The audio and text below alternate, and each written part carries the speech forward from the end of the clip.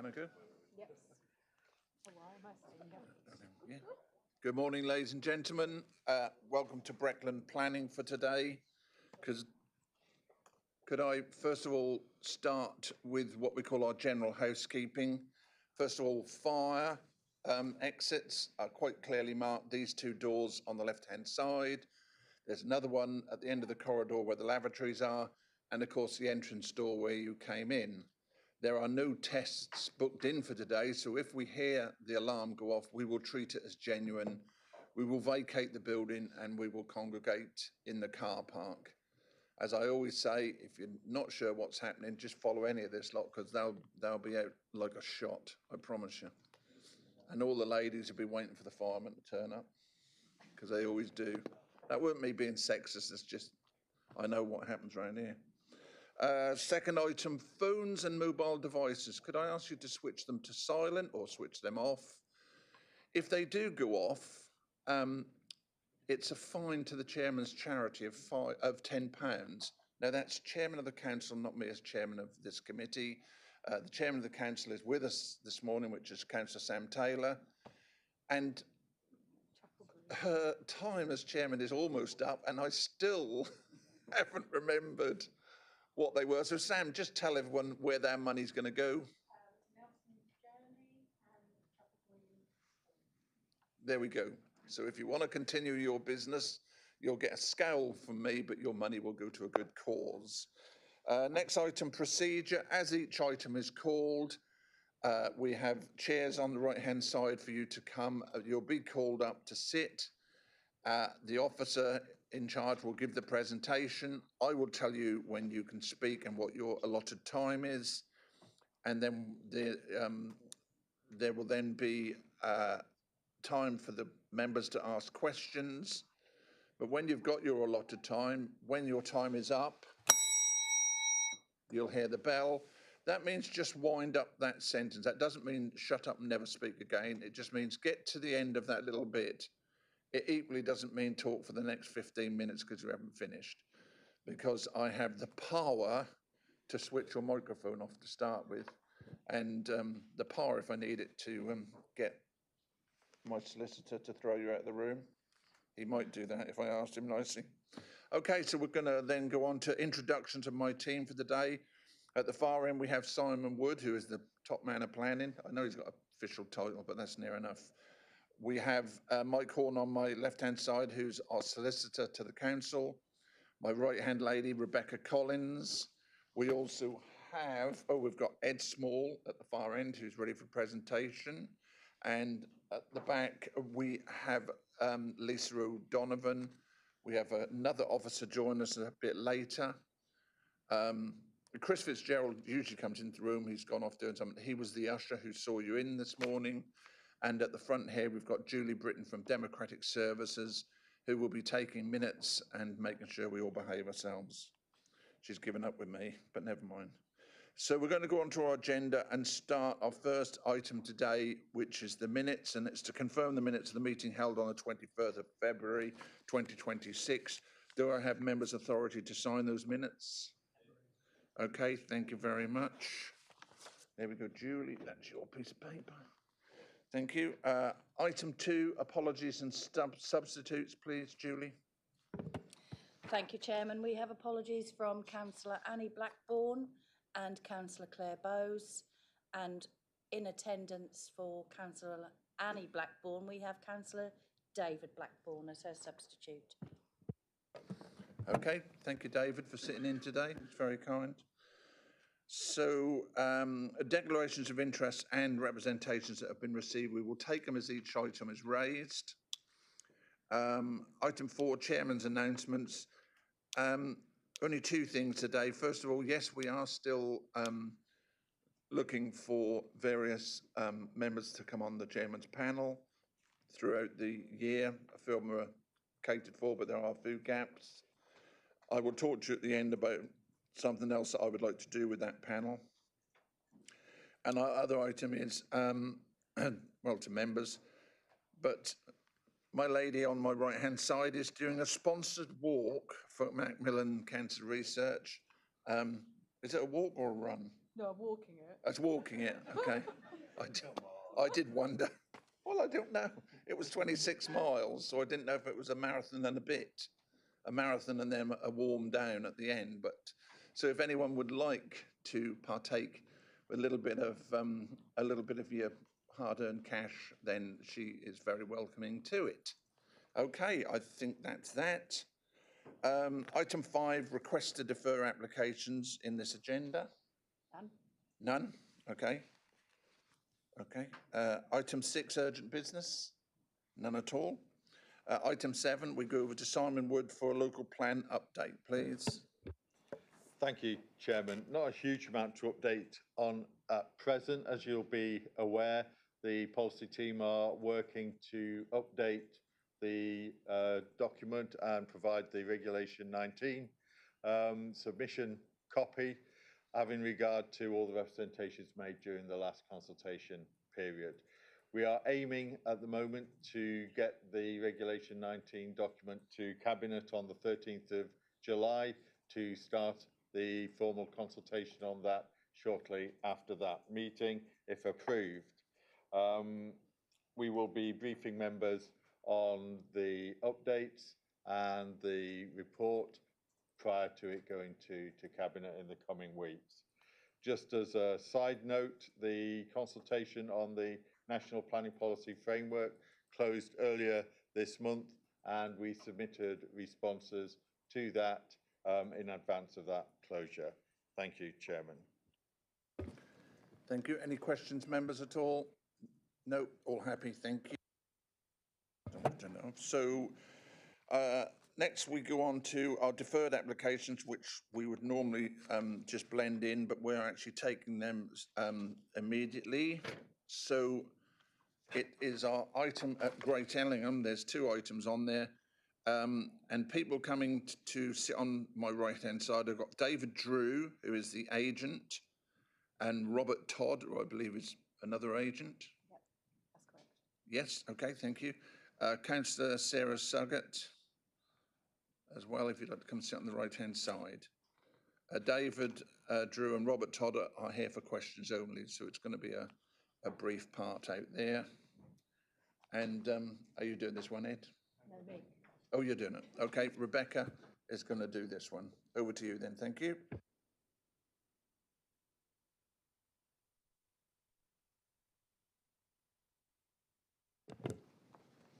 Good morning, members. So we've got 2 applications here that we're going to present to you together, but we will need 2 votes at the end. So these are in Great Ellingham, land between Watton Road and Hingham Road, and you have a planning application for the erection of 9 residential units, a full planning application, and then a variation application to look at the same time on the wider site. And we've got some plans and things to show you about what we mean by that.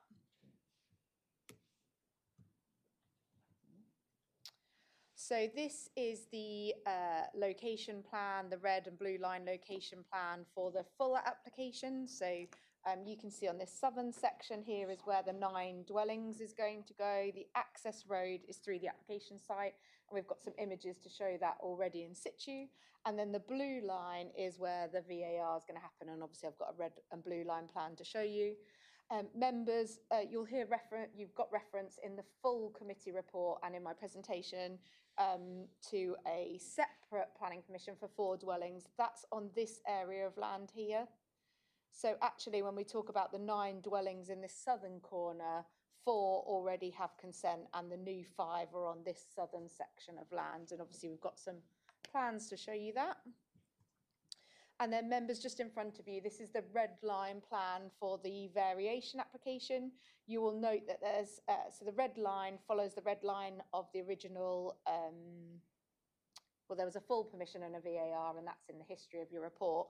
But you will note there's some red sections taken out, and that's because those sections are where development has already occurred, been built out in accordance with the original permissions. So the full application for 9 dwellings, and again, members, we are considering these applications together, includes land previously reserved for land to be gifted to the parish council for a village hall or community hall, plus land which already has planning permission for 4 dwellings. So that was that land in the corner there for you. So actually, the increase in dwellings in this location is only 5. However, there is actually a decrease in housing numbers elsewhere on the permitted site to the north, so the overall site area. So when we look at these sites together, the overall site area, there's actually a decrease in housing numbers from the originally permitted 155 to 154. So the total on both sites, so originally there was 155 permitted on this northern site. It would be easier if I go down to that, which is the total outline in red. There was 4 permitted on this site. Overall, if you grant permission today, there'll be 154 across all those sites. So there'll be a reduction of 1. Apologies, I made that more confusing than it needed to be. As previously set out, the applicants have also made a variation application on the permitted site to the north, and that is also for consideration for you today. So both apps are supported by the parish council, and you'll note from the updated delegated report that they now have support by the parish council. And there is only one statutory objection that remains from the lead local flood authority, which is addressed in the officer report, and I'll come on to in a minute. So as set out above, the land in question was to be gifted to the parish council for this south section, was to be gifted to the parish council in the original section 106 for use as land for the future construction of a village hall. And this loss of land, as set out in the officer's report, is to be compensated by the developer by an enhanced contribution to the on-site construction of the village hall on land to the south. So this land here is already recreation land, and there is a small community centre village hall on this site here. This piece of land was to be gifted for that village hall. Now, instead of gifting that piece of land, the developers are going to hand over an enhanced contribution to that originally set out in the Section 106 agreement. The land will be used for housing, and then the parish council are content that they would have increased funds to deliver the village hall on this piece of community land that already exists as part of Ellingham.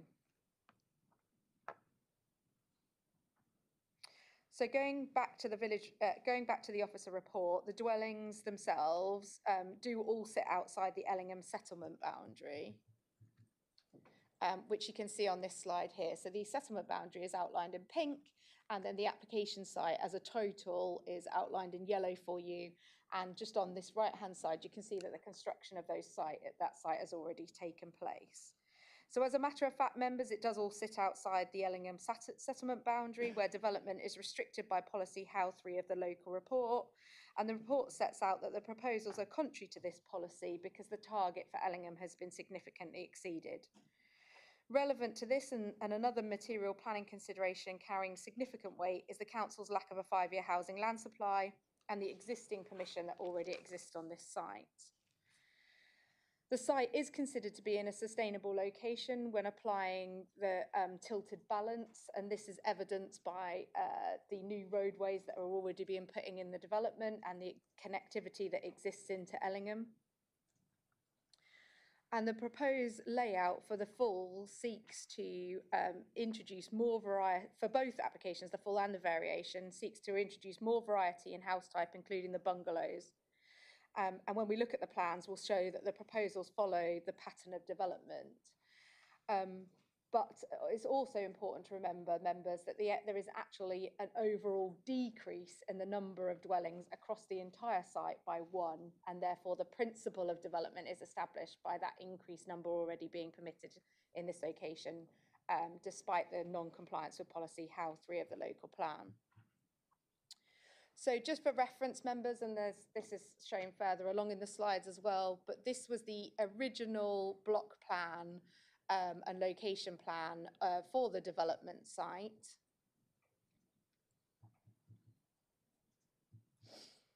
And then this is the new phasing plan for the proposed site. So as you can see, the greyed out buildings are those buildings which have already been developed or are currently under development. And then the developers intend to undertake a phased approach for the remainder of the site. So that is that original block plan that I've shown you. And then as I previously set out earlier, so the original block plan was approved for a full application for 153 dwellings, apology. And then the council allowed a variation for 155 dwellings on this site under VAR permission. And that is what has commenced build out with those greyed out buildings on the site. So looking at the proposals, the developers have sought to vary the house types and introduce more bungalows and more three-storey dwellings within the development, and that is to help them with the overall viability of the site.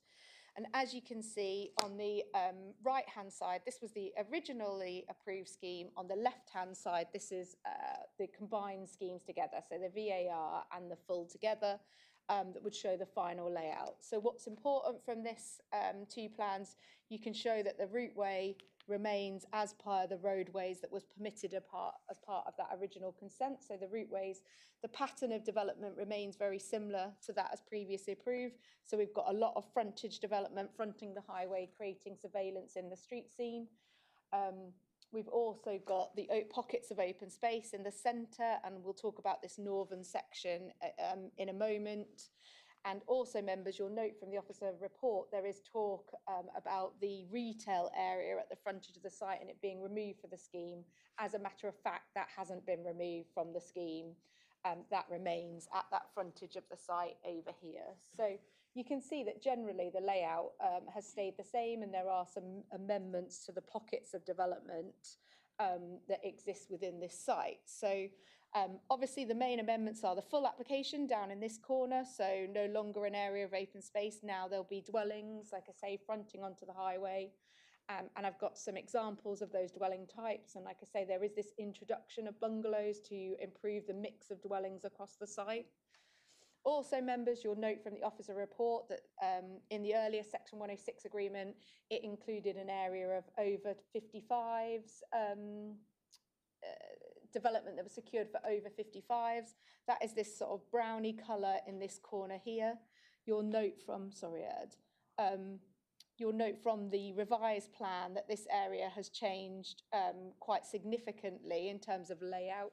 It actually gives more space in this location, a more spacious area in this location. There are actually fewer dwellings now in that location of the site. They're not as cramped, and there is an introduction of bungalows in this area and street frontage. And when you see the overall plans, you'll see that although there's been a modest change to materials to introduce more buff brick, there still remains a lot of glazing and cladding to tie in with the original sites, and we can see that through some of the photographs. There's been some other modest changes towards the centre of the site to give more frontage development and to allow some dwellings to be slotted in that location, but it's barely noticeable on the plans, and that's because the dwellings are becoming smaller in that location, so that helps with the viability and saleability of dwellings on that site. And finally, the changes around this sort of northern location, really, in this northern corner. So members will note that the layout of open space has changed. So instead of having this second green space, there is a linear corridor being created that carries on down here, which wasn't previous here. So here and here. It remains the same quantum as open space on the site as per the report. And obviously it is very close to the existing Ellingham recreation ground, which is just to the south of the site. Obviously in this northern corner, by changing the layout of the open space, it has meant that there are more dwellings in this northern corner. So there is an increase in dwellings in this northern corner. Although previously these dwellings have very, very large back gardens. They were very large properties, 4 and 5 bed properties in that corner. Unfortunately, in terms of sales and deliverability, that hasn't been a positive factor for the current developers on site. And therefore they're looking to change the house types, like I say, to make the site more viable and saleable. And so the site actually gets delivered in this location. Obviously, we've assessed the application on the basis of the character of the area and that sort of layout of dwellings, and this is set out in some detail in the officer report about having clear views to the development as you head along Hingham Road to the backs of the development. It's considered the way that the layout has been done. There is still a green buffer along that edge. And actually, it will bring more frontage into that view as you drive down Hingham Road, because you'll get some frontage dwellings and not just all back gardens. And obviously, members will note from the report, some of the neighbours along this section of the road are unhappy with some of that open space being removed. However, there still remains a good area of open space, and these properties are a significant distance away from their frontages set behind the road and then the open space. So although there is more development in this north corner, the garden sizes remain acceptable for what we would, accept in this sort of location on another type of development. And therefore, we think that the main changes to development are acceptable on that basis. We've just got some more detailed plans, just showing you that the 9 dwellings in that southwest corner. So these are the 4 that were already permitted. I think this one changes to a bungalow, but otherwise these 4 were dwellings, and this is the same location as has an extant permission currently. These are the new bungalows on this southern corner to make a single-storey soft edge off the back of the recreation ground. And like I say, importantly, they're all frontage to follow the pattern of development across the wider site. And then also we've got some house types for you, just a handful of the house types to show you. These are some of the proposed bungalow house types. And like I say, members, they're carrying on that cladding and render material throughout the development, which is quite prominent on the frontage if you know the site. And obviously we've got some photos to show you. We've got some 2-storey semis with buff brick. We've also got another version of the semis with a gable end and bringing that render further into the site. And single-storey detached, bringing that cladding in. So in a minute, you've got some street scene views that show how that mix of materials helps to blend that existing development into the proposed new development. And one of the larger dwellings, 4-bed dwellings that's remaining in the site. Like I say, members, here's some street scenes. So previously it was all 2-storey development. Now the developer is looking to bring in some single-storey development to add variance in the street scene. And like I say, you can see some of that pull of materials as you walk through the development. And also we've got some site photos. So this is that southwestern corner of the site, which has got the extant permission for 4. You can see it's extant because the access is already put in. And then this is that southwest corner, just looking back towards the development site and the properties that have already been built. The southwest corner, just looking, the access is just behind you. So just looking across the site, it's just a grass site at the minute, but permission is extant. And then this is the western half of the site, looking over the central section of open space. And here you can see some of the existing dwellings, and importantly, some of that cladding and white render in the distance that will be carried on through the new developer's development. And this is the access road that leads you down to that southwest corner to show that that's already in and follows the previously permitted scheme. Here we've got some of the latest house types under construction. So under the previous consent, the applicants have varied some of the materials there, and they're building some of those out already. And this is the northwest corner of the site, which we were talking about, which is furthest from the Hingham Road. Show that there's no development gone in there at the moment, obviously. And then we've just got some photos as you enter the northern end of the site to show the development which is already constructed. And this is the view along Hingham Road at the frontage of the site, back towards Ellingham. And then this is the area where it's proposed to have the retail units, and I've already covered off that these will remain as part of this current application. And this is the southern access approach with the over 55s behind you, where that was going to go, that is to be amended as part of this application. And again, that area that is to be amended, one of the main design amendments to the proposals. And then just another view of that sort of central open space, obviously yet to be fully laid out, and that's in accordance with the existing Section 106 agreement, so that's okay too. And then just some photos. The Village Hall green recreation area is behind us here, just looking over the boundary fences, and then the introduction of those new bungalows would be the other side of that, and the location plan. So it's important to note that the Highways Authority have raised no concerns for both of the planning applications, that we've received updated ecological information for both of the planning applications, and that has reached no objections from our ecologists.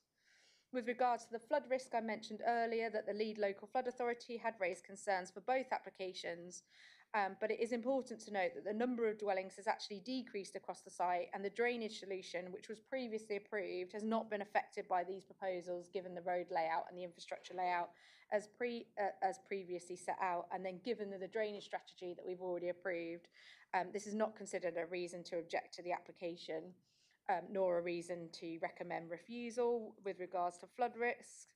There are no arboricultural or contamination concerns for both applications.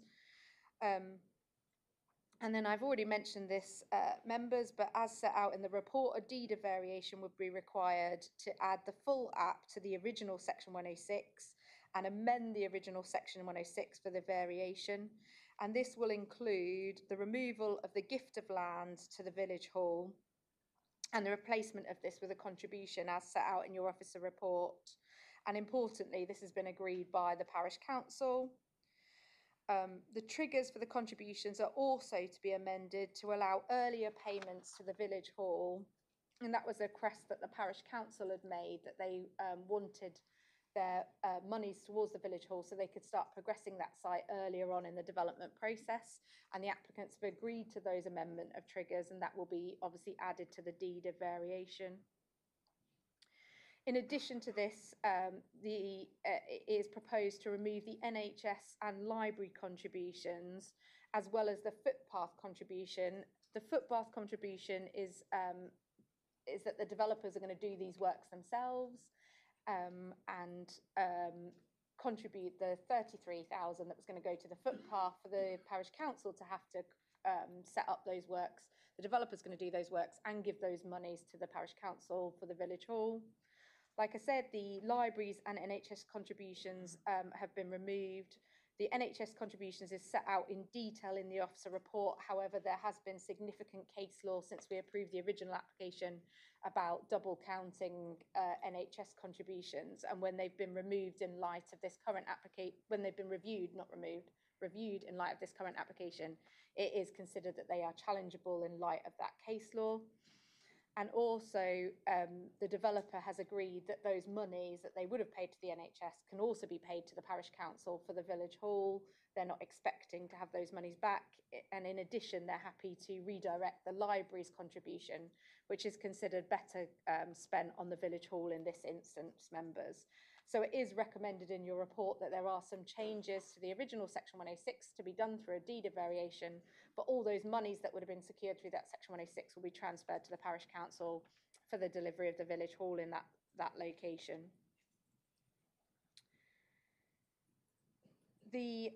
Also, just in your officer report, the variation permission does seek to discharge conditions that are set out quite clearly in the officer report. There are no statutory objections to the discharge of those conditions or officer objections. So those discharge of conditions through that variation application is also agreed to. And on that basis, members, we have recommended this one for approval. Thank you for that, Rebecca. Okay, Councillor Suggett, you've got, first of all, I believe, a statement from the Parish Council you'd like to read out. Thank you. Thank you, Chair. The Parish Council was hoping to be here today, but the representative has had a family illness, so have asked me to read this out on their behalf. So the Parish Council wishes to formally record that the developer has engaged in a proactive, positive and constructive manner throughout the process. The developer attended an open meeting of the Parish Council in order to ascertain not only the views of the councillors, but also to receive and consider representations from parishioners. The comments and suggestions received at that meeting were duly considered and subsequently incorporated into the initial proposals. Following a series of further meetings and consultations involving myself, the developer and Breckland Council, a negotiated agreement was prepared and presented for consideration by the Parish Council. At an extraordinary meeting of Great Ellingham Parish Council held on the 11th of March 2026, a structured agreement was formally tabled out and following due consideration was unanimously approved by members. The Parish Council further wishes to place on record that the process undertaken to reach this agreement has been both welcomed and appreciated. Thank you. Thank you. If you'd like to go on to your remarks, please. Thank you. Reiterate really what the Parish Council have said. This development has been ongoing for quite some time. You'll notice the dates on some of those applications, what Rebecca showed us earlier on. Great Ellingham would really like some certainty over this. There's been lots of local concerns, reports in the press. It's been out that the village are no longer getting the village hall and various different misinformation which has gone out there. But I would like to echo that the agents, the developers, Rebecca and Ed have worked really hard with the Parish Council and myself at getting together something which Great Ellingham as a village will benefit from. The fact that there can be some certainty from the new guys who have come in here now with the commitment, what they've shown, the willingness to work with the community has been really appreciated and it's been really pleasing to see. So won't go on anymore, but just thanks to everybody for getting it to where it's got to now. And as a village, they would really welcome and appreciate the certainty of this getting approved today. Thank you. Thank you, Councillor. It's open to questions from members. Councillor Kybird, please. Thank you, Chairman. Could officers just clarify what the pedestrian and cycling links between this development and the village core are?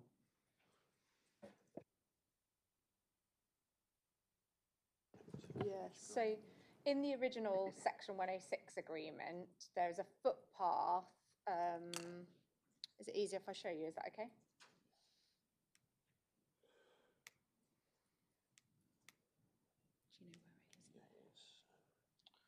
Beyond the new plan. Sorry, it's there. So it's that footpath link through onto the open space. Oh, it's not caught up. No. Hold on, I can show you on this one. So there's, in the original Section 106 agreement, there's a footpath link which also connects through this little estate here to the main road, but there was a footpath link from the main estate along this boundary into the village hall. That was to be secured by a contribution to the Parish Council for 33,000. Now the developers are going to provide the footpath link up to standard and give the Parish Council the 33,000 to spend towards the village hall. And then there is a public footpath adjacent to Hingham Road that I'm sure, Councillor, you know about. And then obviously that plan, obviously there's an estate road up to highway standards with footpaths that runs through the estate that then connects to Hingham Road. So they would be the main walking and footpath links. And just to be clear, the Parish Council are happier that the developer's going to deliver the footpath because it saves them going through the commissioning route and obviously not having enough funds to deliver that. Thank you. Councillor Bambridge, please. Sorry, Chairman. I've got two little queries, if I may, neither of which are specific to the 5 houses we're looking at. This does appear to be a wet site, and you tell me that you've fully approved where all the drainage is concerned. Can you tell me where that water goes? We could ask the agents, Yeah. if Ed doesn't know the answer to that, but would you like to ask the agent? I would like to ask the agents if the officers can't tell me. If Ed can, then I'm happy. Can you hear me? Yep. As part of the original approval, there are a series of swales and open spaces around the main spine road, and the drainage goes into, I think there's a lagoon and a swale within the centre of the site. So in the photos that you saw, I think the central one hasn't been implemented yet, but I think there are some in the northwest corner that have been already implemented. And your second question? And my second question was, we had a lot of confusion about, sorry, not confusion on your behalf, but on my behalf, of the amounts of money that were going to the village hall. Can you tell me what the total amount is likely to be? So in the original Section 106 agreement, along with the gift of land, there was a monetary contribution of 368,000. That's in the original Section 106 agreement. Obviously, the land isn't to be gifted anymore, and in lieu of the land is an additional 200,000, so 568,000 contribution to the village hall. And then, as I've set out, the contributions for the libraries, the footpath, and the NHS will all be also donated to the village hall, which add up to 99,750. So 299,750 adds 368,000. How good's your maths? It's good enough to see Yeah. what I want to see. So thank you very much. Thank you, Gordon. Thank you. Any other questions from members at all? Councillor Wilkinson. Oh, sorry. Thank you, Chairman. As the ward representative mentioned, a lot of development is quite a few years ago, and the new ones that we're deciding on today, what materials are being used for them? Because looking at the site, and I'm just remembering now by seeing it, I can't believe that those cladding and grey half-roofed properties were acceptable in the Breckland design guide. What's being asked today, I cannot understand how that has happened. So I'd like to think that this 9 are not going to look like those grey cladded half-roof buildings, because they're horrendous. So obviously, as a matter of fact, we didn't have the design guide when the application was approved. I think, you know, you either love them or you hate them, really. I think what the developers, so just to be really, really clear, the site is being sold to a new set of developers. Those developers have come on board. They have their own house types and their own palette of materials that they would like to introduce into the site. I think importantly, what we've tried to do as officers is allow them to introduce their own palette of house types, of which we've shown you a selection, but to bring forward some of those materials that we used on the existing development, so that the sites tie together, you know, as seamlessly as they can. And, you know, that's why there's timber cladding, that's why there's larger windows, that's why there's render, that's why there's the use of buff brick, because those are the materials that are used on some of those designs, which I appreciate aren't to everyone's taste. But also, you know, that transition has been done fairly slowly as well, so that, you know, when we showed you the street scenes, you could see that transition from those quite harsh roof types. Again, you know, everyone's entitled to their own opinion with them, to something a bit more softer and a bit more traditional. What it means is, for the developers, and they've been quite open about the fact that they have had some difficulties with sales on that site, and therefore the new developers that are taking the site forward believe through their marketing material and the marketing exercise that they've done locally that they will be more saleable, and this site will be delivered, and then those parties that are getting contributions, the connections to the footpath, will actually get those monies as part of that development. So having worked with the developer, we do consider that it would be a more deliverable proposal to do that sort of soft transition to the different house types. Okay, I think it's a bit like promising someone a strawberry trifle, but it's actually raspberry. Okay, I've got Councillor Blackburn, please. Thank you. To prevent the developer from coming back for a variation again, is there anything can be put in place so the parish gets some of the money during the construction period rather than at the end of the construction period to stop it from being sold to another developer and the deal being reneged on again? So the previous Section 106 agreement, the transfer of money to the village hall and transfer of land was about 70% occupations. The developers working solely with the parish council on this have actually agreed to deliver the contributions in a staged approach on much, much earlier occupations. So not going into too much detail, but they're going to give them £100,000 on granting of planning permission, another 100,000 on 20 houses being complete, another 100,000 on 40 houses being complete, and so on and so on. So the parish council will actually get a stage payment throughout, alongside the delivery, sorry, the occupation, not the delivery of housing. So that has already been thought about. Thank you. Thank you. Councillor Attwell, please.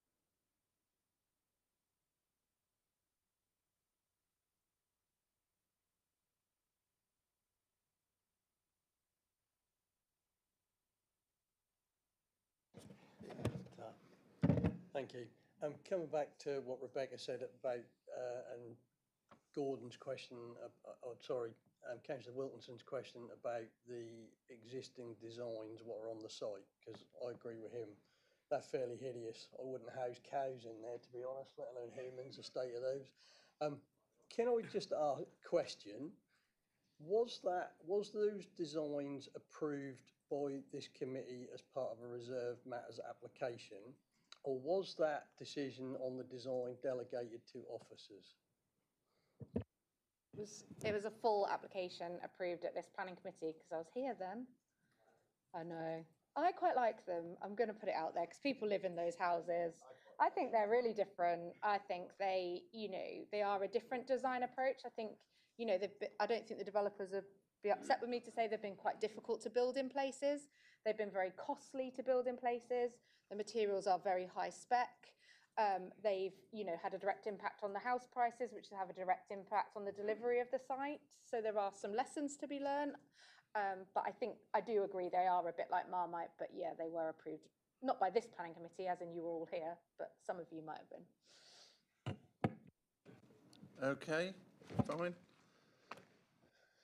Hideous houses. I hope you don't jump off a cliff on the way home. It's a good job we live in Norfolk, and that's fairly flat. Any other members wishing to ask questions before we take a vote on this item? No. Okay, thank you. Yeah, we're going to take 2 votes. So with regards to Great Ellingham, and this is the part approved, some there is the 9 dwelling ones, which is 3PL 2024-0120 in full format. Your officer's recommendation is one of approval. Could I have a show of hands, please? Thank you. And with regards to the variation on 3PL 2023-0877, which is the VAR, your officer recommendation once again is one of approval. Could I have a show of hands, please? There we go. Okay, this item is approved. I'd like to say it was painless, but we got through there anyway. Okay, good. Thank you very much, gentlemen, and thank you, Councillor Suggett, for attending today. We're now going to go to our next item, which is at Carbrook, which is PL 2025-1883, which is FMIN. I've got Ollie Jones, who's the agent, if you'd like to come and sit on the right-hand side, please. Paul and Sue Yerby, who are the applicants. And Councillor Linda Turner, who's the ward rep.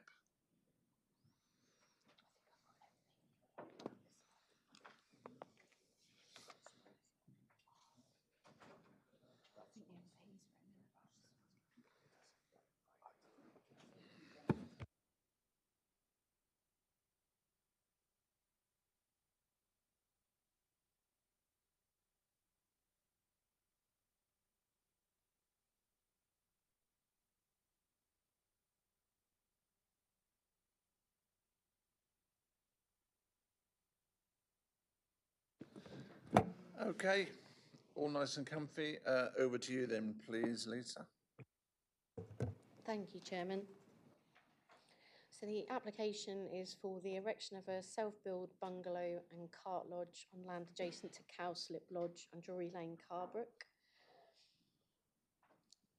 This is the slide just outlining the location of the site in relation to Cowslip Lodge, which is to the southeast, as shown in blue there.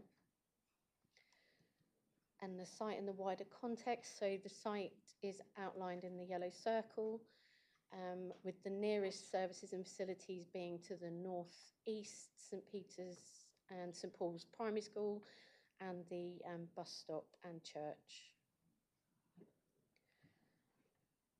And this is just to outline the site's relation to the Carbrook settlement boundary, the settlement boundary being the areas highlighted in pink, the site in the circle shown.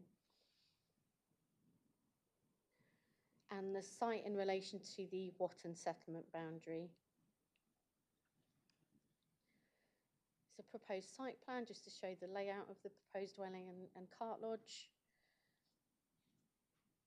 And elevations, sort of quite a simple, traditional, modest single-storey property. A conceptual image of the proposed frontage. And the floor plan, it just shows that the dwelling will provide 3 bedrooms. And just some photographs of the site. You can see Cowslip Lodge there in the distance.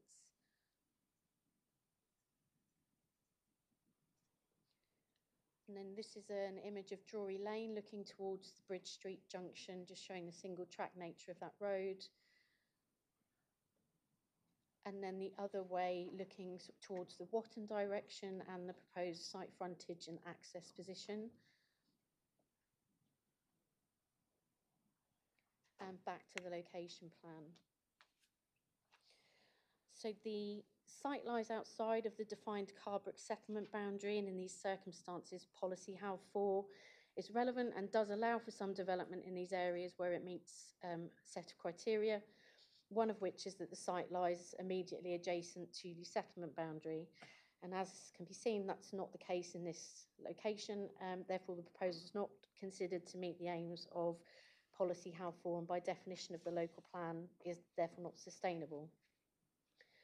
When applying the tilted balance, given the lack of 5-year housing land supply, the proposal provides 1 new dwelling, and therefore any economic gains arising from the proposal are considered to be limited. In terms of the social criteria, the site lies some distance from the centre or any centre with a range of facilities to meet the day-to-day needs of occupiers, with the nearest market town being Watton, approximately a mile away, which is not considered to be available via a safe or convenient walking or cycling route, given the nature of the roads needed to travel, with no continuous lit or safe pedestrian footpath provision from the site. The nearby services, a school and a church, are approximately 350 metres away, with the nearest footway being 150 metres along Bridge Street. However, given the distance and need to travel further afield to access the wider facilities such as food, doctor's provision, employment, etc., it's considered that there will be a high reliance on the need to travel by car, which is sought to be avoided by the NPPF and backed up by a number of recent appeal decisions, some of which are detailed in the officer report. In terms of the environmental role, the proposal seeks to cite further built development into a largely green garden area, which does contribute to the rural character of this section of Drury Lane, which is characterised by sporadic development interspersed with green areas. It's accepted that the design and character of the dwelling is modest and small scale, in keeping with the varied mix of existing development along Drury Lane. There's an objection by the Highway Authority in respect of the unsustainable location, visibility and access. The solution provided by the Highway Authority was to widen the carriageway of the entire site's frontage to 5.5 metres. However, this would involve the entire removal of the frontage, hedgerow and planting, which wasn't considered acceptable Given the scale of the development proposed, it's considered that the highway safety concerns raised with respect to visibility and access are limited and not considered significant enough to warrant a refusal on those issues or demand the widening of the carriageway, which would give rise to larger concerns. However, the sustainability objection is shared. Regarding the self-build element, whilst a unilateral undertaking to secure this has been received, the proposal remains in non-compliance with policy HAL 4 of the local plan, which requires new self-build development to meet the requirements of that policy, which this proposal does not, and therefore the additional weight that can be afforded the self-build element is limited. It is also noted that the site and the surrounding land denoted on the policy map for Carbrook is as a site with planning permission for housing. However, having clarified with the planning policy team, we are advised that this site seems to be a saved allocation from a local plan before the adopted 2019 local plan version. This permission referred to was for the detached house in connection with the livery stables, which was granted in November 2005 and relates to Cowslip Lodge itself. Therefore, there is no extant permission for further housing on this site. In fact, there was a further application in 2016 for the erection of 2 dwellings on the site, which was refused and subsequently dismissed at appeal. And in light of these factors and the unsustainable location, the proposal is recommended for refusal. Thank you. Thank you, Lisa. Okay, I've got Councillor Linda Turner. Would you like to go first or last? Okay, thank you. So I've got Ollie. Would you like to go first on this, or? Yeah, okay, 2 minutes if that's okay. Thank you. Good morning, members. Thank you for allowing us to present this application to you today. I will be splitting my time with the applicant, and you'll also hear from Councillor Linda Turner. The application in front of you is that of genuine need rather than financial gain. Mr. and Mrs. Yerby will address their personal circumstances shortly. However, there are some key points that you should have in front of you whilst deciding the fate of this local family. So as you can see on the screen, this is a single level DDA compliant lifetime home. The intention being to free up a 4-bedroom home to the market, which is something that is evidenced as being in need of in the Breckland area. The dwelling itself is non-intrusive and will include a heavily landscaped front and rear garden. The dwelling has also been designed to include solar panels, grey water harvesting and air source heat pumps to make it as efficient and energy efficient as possible. Have the next slide, please. Thank you. So you'll see in front of you, the site was allocated in 2019.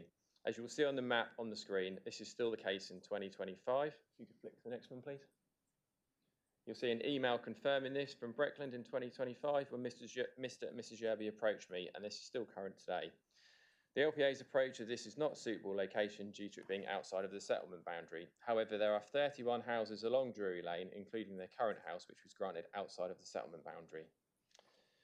Self-build. This is a self-build dwelling. It will be managed by Mr. Yerby himself, who has had a career in project management and already knows how to schedule a build. Just because the policy states self-build should be within a town centre or adjacent to a settlement boundary does not mean that self-build does not exist in the countryside. Can I have the next slide, please?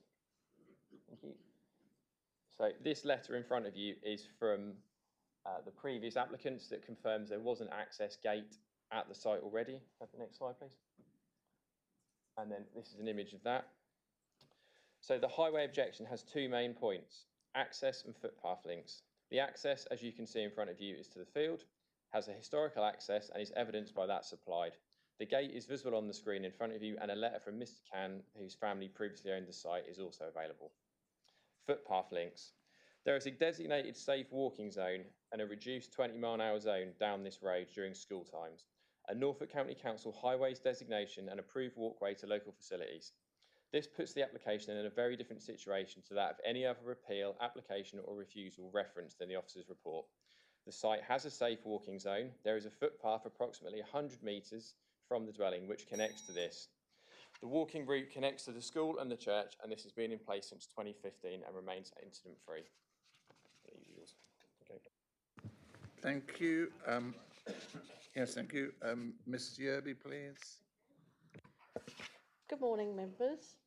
Both my husband and I are in the last circle of our lives, and as forward planners, we have never relied on anyone, including the state to be responsible for our future or our welfare.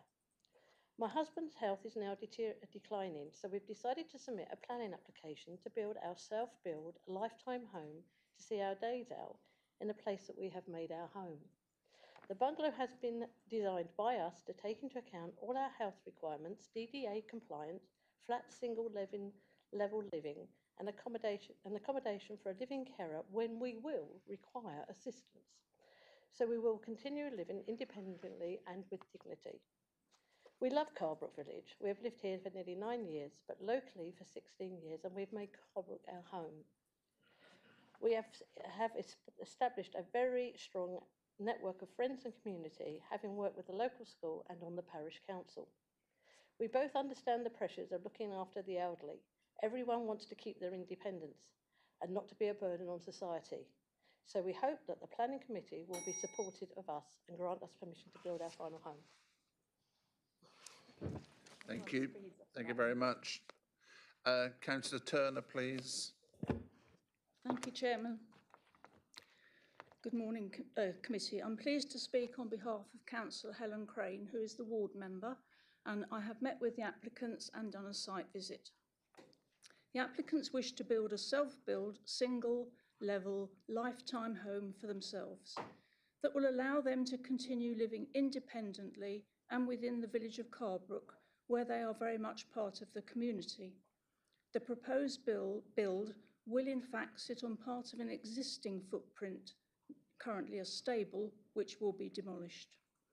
Although the proposed site is outside the village settlement boundary, it is only 100 metres from the said boundary at one point, with an existing entrance exit onto Drury Lane, which will be reopened to meet all planning and highway conditions. It has been suggested that this lane is unsuitable for residential access, but in 2014, Norfolk County Council removed the school bus that went down that lane on the basis that children from the opposite side of Norwich Road, which goes into Watton, and from the adjoining estates could safely walk along this route.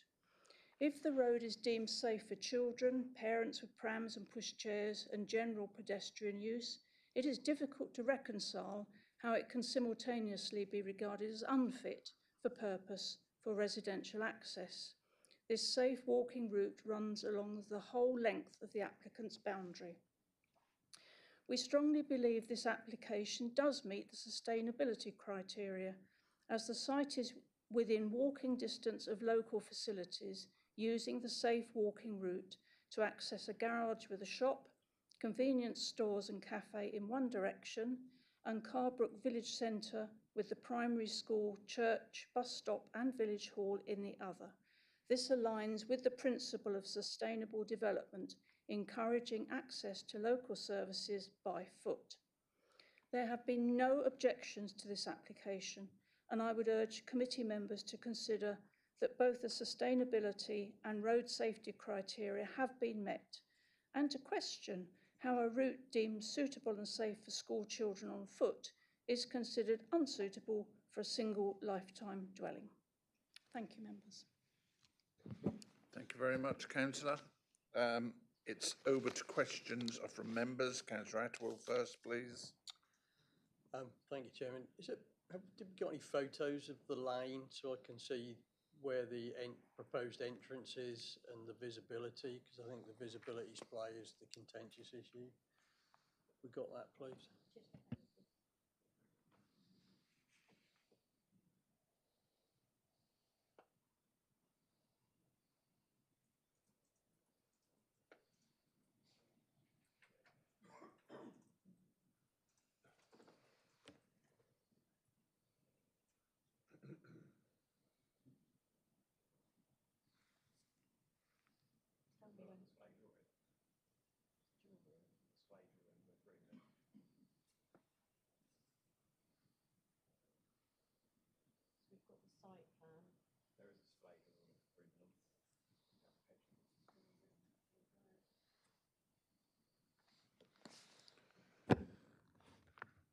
Are you hoping for a photo of the road, the lane, or?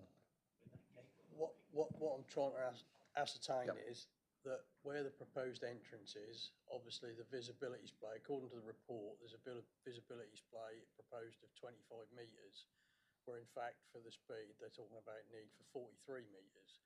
And obviously I'm just trying to ascertain in my head, because this is going to be a subjective view, is to the actual safety of the lane. So the more photos I can see of that helps me build up a picture.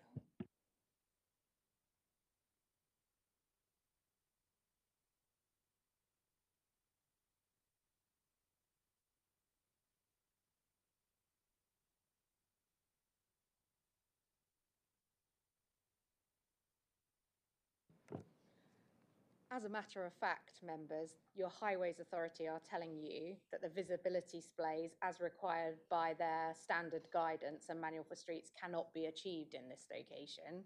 What your officer advice in this regard is that in order to achieve those visibility displays, it would require the entire removal of the frontage of those trees and hedgerows, and that would significantly affect the character of the area. Now, it is a planning balance exercise where your officers have said to you that wouldn't be acceptable in character terms, but they equally haven't recommended that as a reason for refusal, given that there's an existing access gate there. So obviously, members, depending on what you're going to vote today, you can carry out your same planning balance exercise, but what you cannot do is ignore the advice of the Highways Authority and say that those visibility displays can be achieved, because your statutory advice is they cannot be achieved, and therefore it is my advice to you that you need to put that in the planning balance when reaching a decision on this application today. Thank you. Councillor. Thank you, Chairman. I do know that lane. I've driven along it many times, and I have walked it from the Aerolite garage. And I would just like to back up what Linda said about the footpath that the County Council insisted on putting in. Well, they put a white line down the side of the road and said that's safe for children to walk through. To me, as I say, I know the area. There's a lot of development along there, and I would consider this as an infill development. And the fact that the officers are saying you need a car to get anywhere, you need to get a car for any place in Carbrook, unless you want a nice long walk. So that, to me, doesn't stack up. And I would consider this an infill development, which I would support. Thank you. Thank you. Oh, yes, please do. So just to be really, really clear, there is a trod from the site that leads only to the school, though, for the school children, and that is the basis of the County Council assessment, and we've contacted them in that regard and had that clarification. Members, there are 12 appeal decisions listed in your officer report, all coming from the Planning Inspectorate, which are material planning considerations in the determination of this planning application. You cannot ignore them because planning legislation, national planning legislation, tells you you have to take them into consideration in the determination of this application. With regards to sustainability, they all say the same thing, that you need walking access, which is paved and lit, to services and facilities within the nearby settlement, which you factually don't have in this situation. What you can do, members, though, is take into consider other material considerations and put them in the planning balance when considering this planning application. But what you can't do is say this is a sustainable location, because you've got 12 appeal decisions that argue otherwise. So you can think of other material considerations, you can put them in a planning balance and you can reach a different decision, but you cannot conclude that this is a sustainable location based on the information that is in front of you, because as a matter of fact, there isn't a lit footway leading to those services and facilities within Carbrook. In terms of infill, the definition of infill is that you have development on either side of the boundaries, which you don't have. You do have other material considerations about the self-build, about the environmental proposals that this dwelling brings with it. So you do have other material considerations, but you know, my guidance to you is this is not a sustainable. I'm going off again. I've got you on microphone.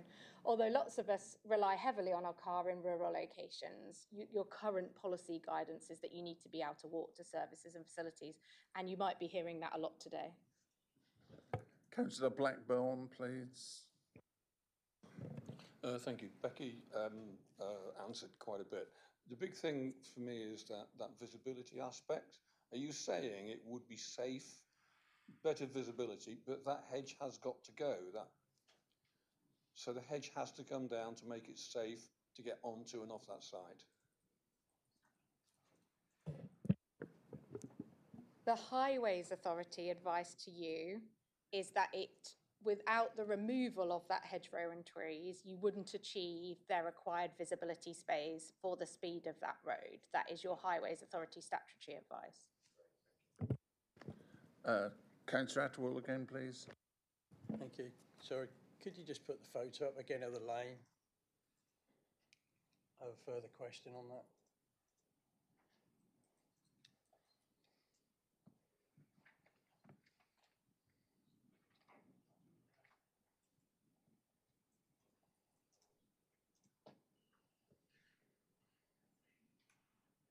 I think you had another one showing a bit more of it's a bit clearer than that. That one. So if you're a mother pushing a pushchair down that road, and a single track road, and the banks are steeped either side, where do they escape to when there's a vehicle coming towards them down there? Because that is a concern to me. Typical country lane, but you have got you have got banks either side. Where do they go in order to sort of oncoming traffic? And I think somebody said something about a white line, but there's no white line down this particular. Yes, further up, but that doesn't relate to this, does it? No. Thank you. Okay, thank you. I've got Councillor Taylor, please. Thank you. And I noted that the applicant mentioned that there's stables, or there was stables on this parcel of land. I was just wondering, could officers maybe, how would highways mitigate their report on this as a house to someone keeping horses on that field that would be going in daily to feed them, or cutting the grass with maybe a ride-on mower or a tractor or a lorry that would move those horses from field to field? How do highways allow that, but not a single vehicle for a house? I just want to understand how highways differentiate between the two when there could be bigger vehicles and more movements if it was used for housing horses than it may be for housing people. I just wondered how they balance that.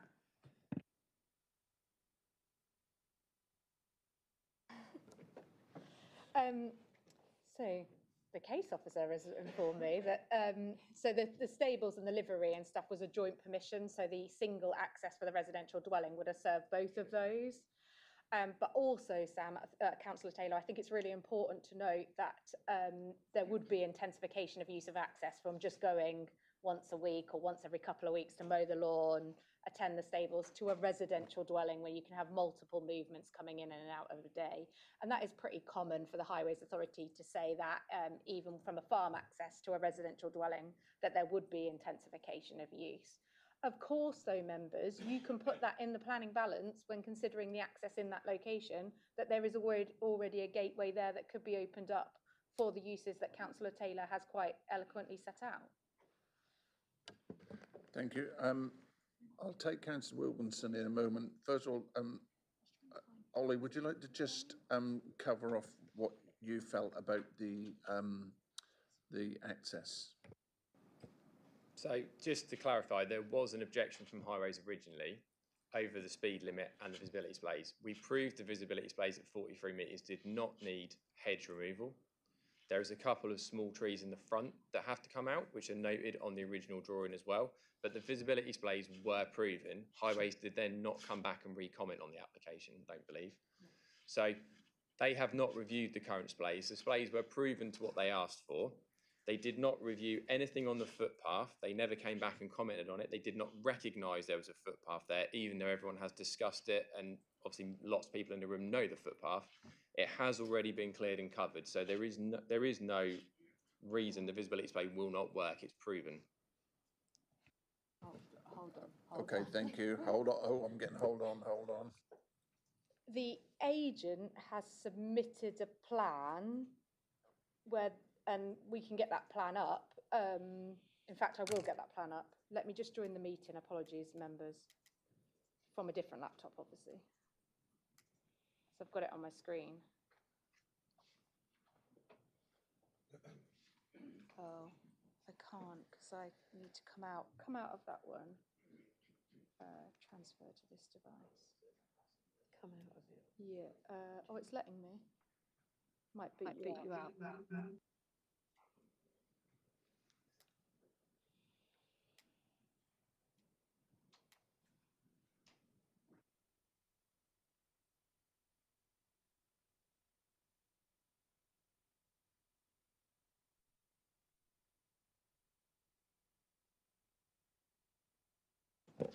There's 2 trees you can see there, and then you can see the entrances, which are the pull-ins. So as Councillor Attwell was saying about pull-in points, they're on there on the screen. You can see the driveways along there, yeah, and the road is actually a lot wider than it looks as well at those points.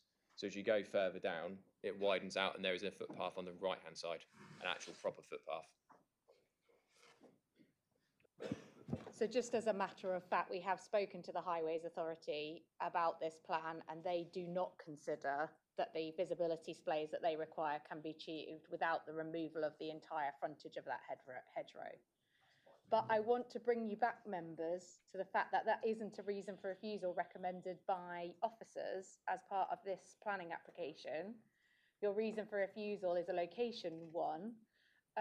However, obviously, you can come up with your own reason for refusal or a different recommendation if you see fit. Councillor Wilkinson, please. Thank you, Chairman. Yeah, I was going to mention I was going to ask the agent how he was going to achieve the access from because he had the street scene of the building, didn't you? What it could look like. So I know highways ask for certain standards, but is that the minimum standard of highways to accept? Why would they not accept that if it's got to be a minimum one, surely? And it seems adequate to me. And the other thing, mentioned in the 12 appeals against sustainability, walking routes and cycling, they probably refer to bigger sites than one building. And no disrespect to the applicants, and I think they're in my age group as well. We don't want to be walking down that road. No, you're going to be using your car anyway. No disrespect, but you're not going to get a bicycle out, are you? Because I wouldn't, you know. So you're going to be using the car anyway. So cycling for one house and have to put a cycle route in, or it doesn't make sense. We need some continuity in planning, and I feel it's been falling away this last few months. Councillor Attwell, please. Okay, my head's spinning a bit now with this highway thing. So can I just ask the officers, I know in your conclusions you haven't referred to the highways objecting to the visibility display.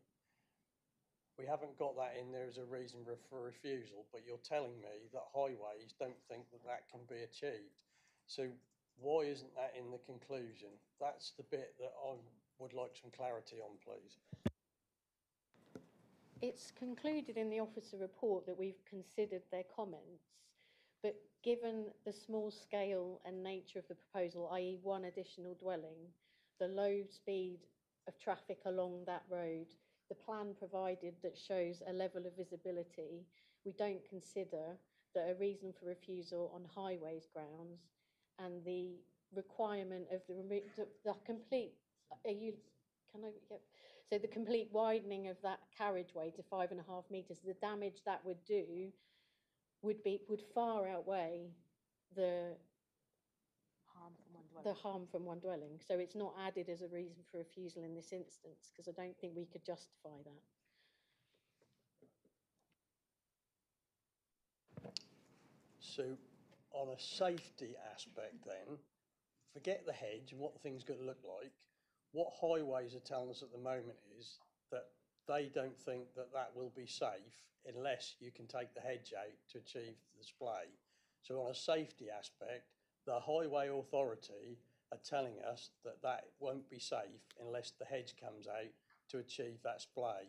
You've introduced this plan, which, you know, you're saying that Highway, I think Becky, you said Highway said that they still don't think that that's achievable, that they want to see what they want to see in terms of the safety. So for me, I'm concerned that I hear what everybody says about the sustainability, but from a highway aspect, I've got a highway authority telling me as a councillor sitting here, they don't think that that can safely be achieved. But we haven't, but we think, no, the hedge is more important. Is that what I'm hearing?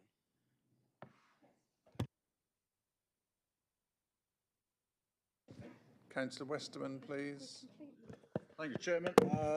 If, on the other hand, all things considered, we decide that it is viable, we are looking at material considerations, so I guess this is one for Mike Horn, including, if I heard accurately, home build and environmental, upon which to vote in favour of getting it through. Mr. Horn. Bingo.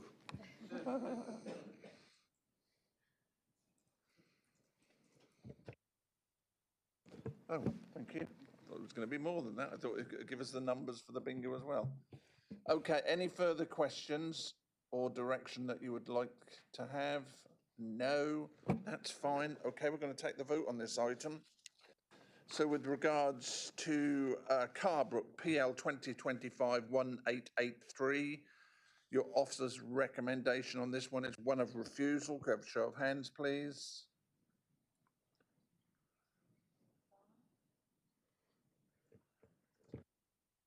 And those against the recommendation? This is going to be hung. You said about having 10. I know. Please, someone didn't leave. Okay. I've always been told not to go into explanations, and I'm not going to go into an explanation on this one. I feel, I come back to one thing. This is now my casting vote, because I did not vote first of all. And I feel that because we're looking at a singular dwelling on the nature of the lane, that no one in their right mind would drive down blindfolded. That I find this to actually be acceptable, albeit narrow margins. And so with that in mind, I am going to cite approval on this item. Okay, thank you very much. You need a reason for overturn. Yes, please cover that off for me. So the reasons have already actually been put forward by you, Councillor, in your previous question to me.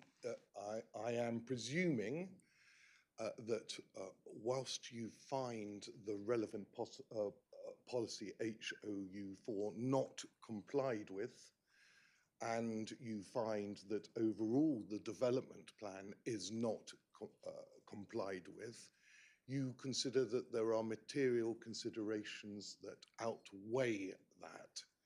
And further, you also consider that overall, on a planning balance, the highways continuing objection to the highway issue is counterbalanced. Are you all happy with that explanation? Thank you. Conditions? Conditions, yeah. You give delegated conditions to officers. Yeah. Okay. Councillor Blackburn. Can it be therefore be put in as a condition that that hedge remains, or is it up to them to take it out if they wish?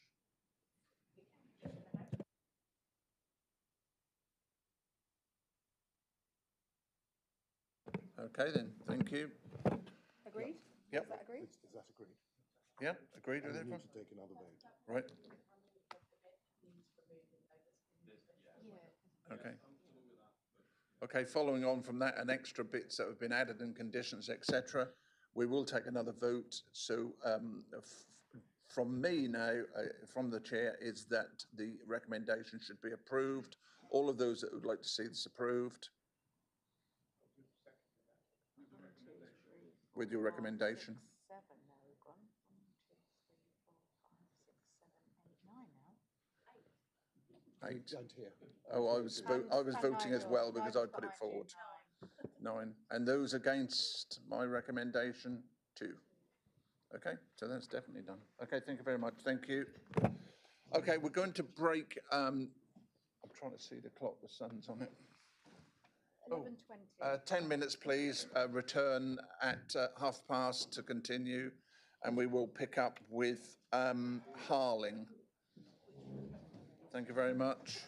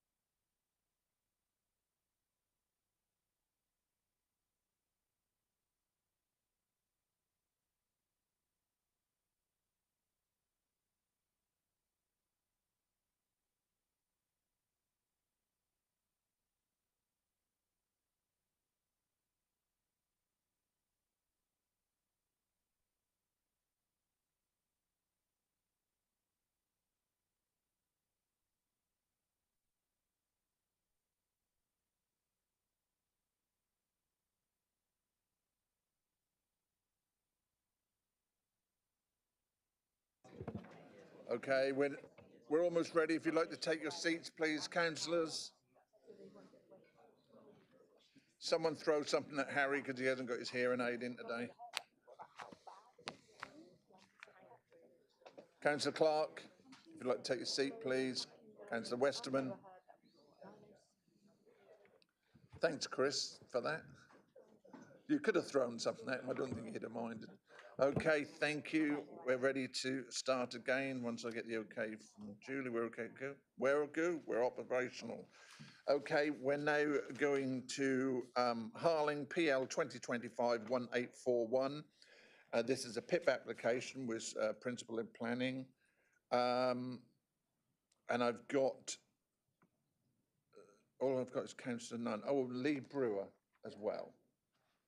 And Andrew Morris, who's the applicant. Got you all there now, right? That's fine. Okay, over to you then again, please, Lisa. Thank you, Chairman.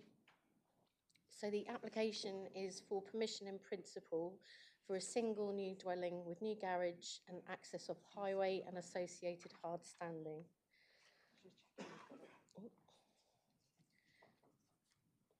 So the land is in between existing development. To the south, west is more historic dwellings, and to the north there are newly built dwellings. Just the site in the wider context with Quiddenham Road shown to the south there and the existing development either side.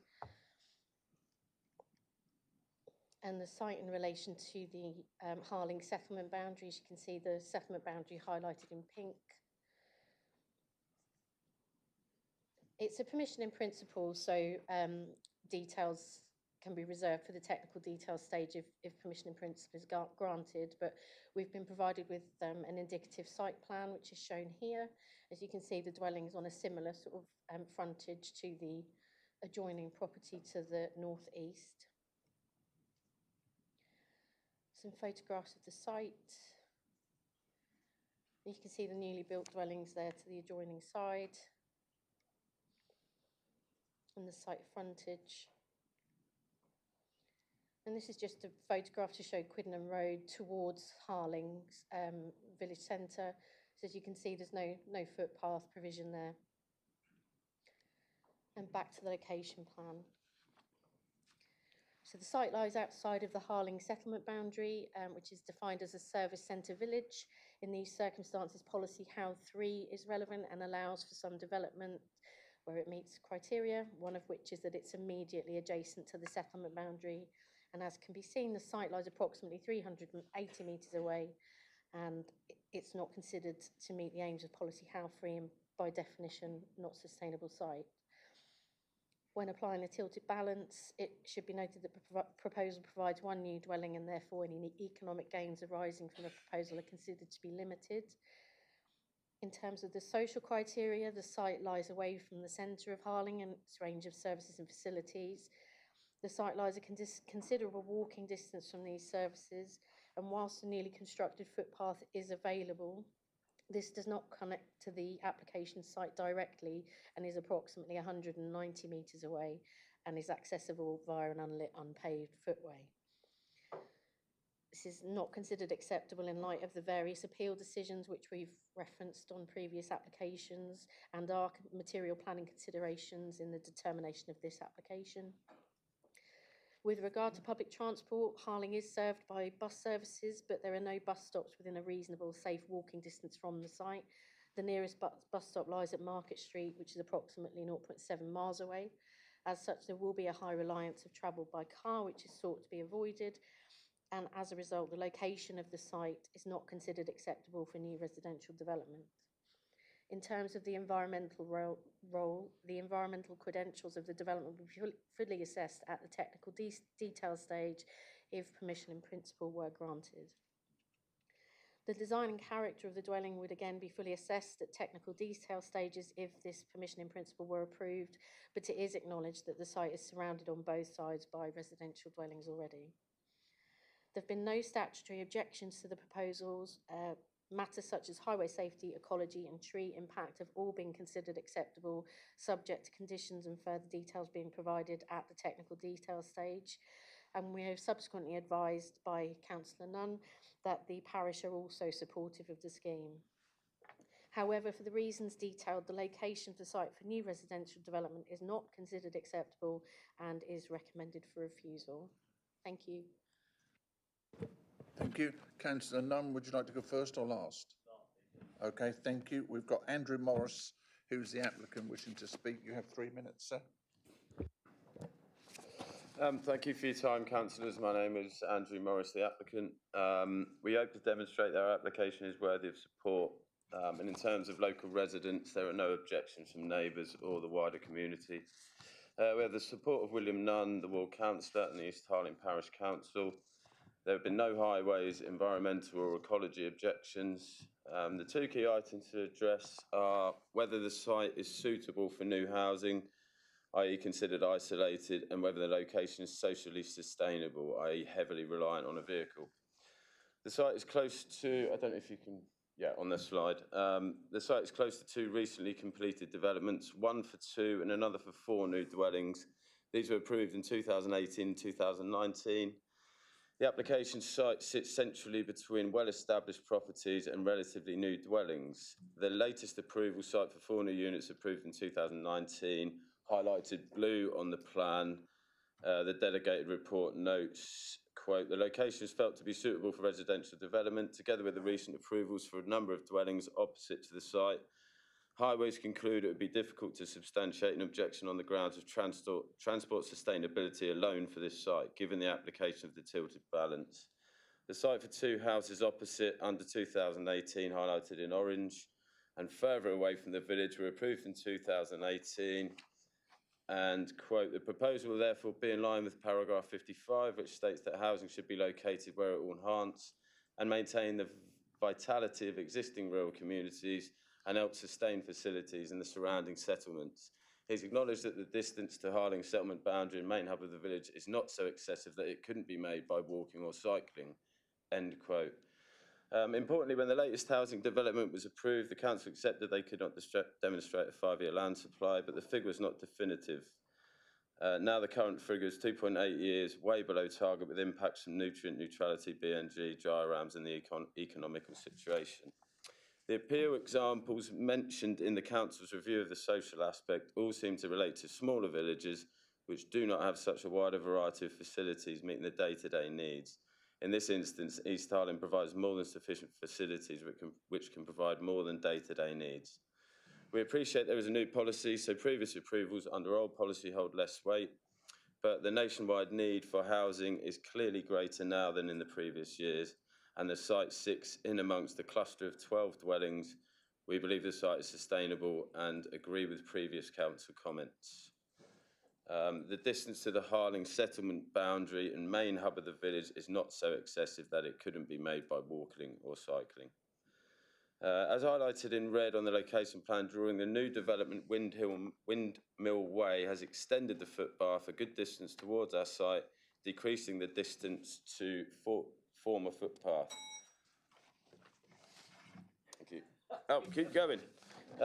In our opinion, objecting to the site based on being only for 1 unit and therefore not providing a meaningful increase in numbers and short-sighted, the property will be an executive unit with insulation panels exceeding building control standards and renewable technologies to help meet council's sustainability targets. You owe me 25 seconds. Thank you, mate. Councillor Nunn, please. I'll take the 25 seconds off mine.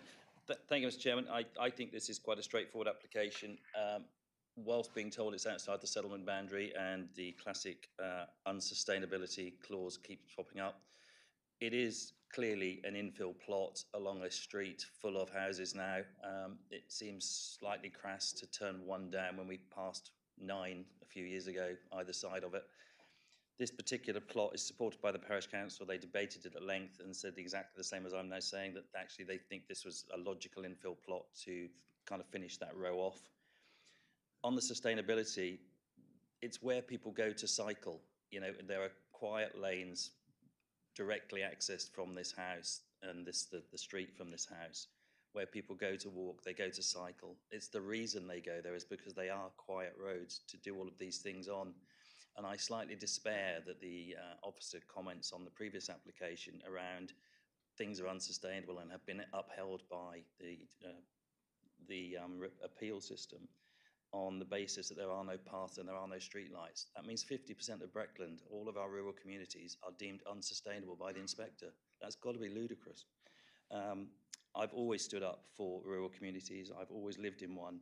And I know that the majority of people that come to live in them do it for exactly that reason. They don't want to be in a town. They don't necessarily want paths, and they almost certainly don't want street lights. They like those dark skies. So I'm fully supportive of this. The parish is supportive of this. Nobody around it has actually come out and said they don't want this application. So I would ask the committee to approve this cycle. Thank you, Chairman. Thank you very much. It's open to members for questions at all. Councillor Wilkinson, please. I'll phrase a question, Chairman, but saying that if this had been adjacent to the settlement boundary, that would have been a classic HOU5 infill, and it wouldn't even come to committee. So it is an infill. The only reason given for refusal is the considered acceptable sites, an unsuitable location, and cycling and walking and that sort of thing again. Well, as you just heard, there's plenty of buildings along there. One of the examples given from appeal in the report from the appeal inspectorate on a similar development. There's one in Beechamwell, which I know well because it's in my ward. You can walk 5 miles from Beechamwell and you still would be in the countryside. You wouldn't get anywhere. So you do need a car. So that was a bit Travis, that one actually. But that went through months ago. So yeah, so I'm in totally agreement with this application. But there wasn't a question there. Don't worry, we'll get a question out of you later. Do any members have any questions they wish to ask with regards to this application, or can I take the vote? No, you're all silent. Okay, thank you very much. So this item at Harling, which is PL 2025-1841, and this is a plan in principle. Could I have a show of hands for the officer's recommendation of refusal, please? Well, you're gone quiet. Okay, those against the officer's recommendation? Okay, reasons from the floor, please. Councillor Wilkinson, you're the one that had a lot to say. Yes, thank you, Chairman. The sustainability and the infill, and I believe it's a self-build outweighs the conclusion of refusal. No, it's not self-build. Mr. Hall. Well, we'll have the same as the last one then. Nearly. So overall non-compliance with the development plan, but material considerations, including the particular infill nature of this site, override the non-compliance. And, okay. No, because that has to be sustainable. Okay. Okay then. So your recommendation from the floor is that we approve this item. Could I have a show of hands, please? Thank you. That's been agreed, gentlemen. Thank you very much. Okay, Councillor Nunn, stay in place. We're going to Larling, PL 2025-1785. And we've got Eva Amador, who's the agent, Tom Parker, who's the applicant, and Councillor Nunn still in place. Okay, there's PL 2025-1785. When you're ready, ladies.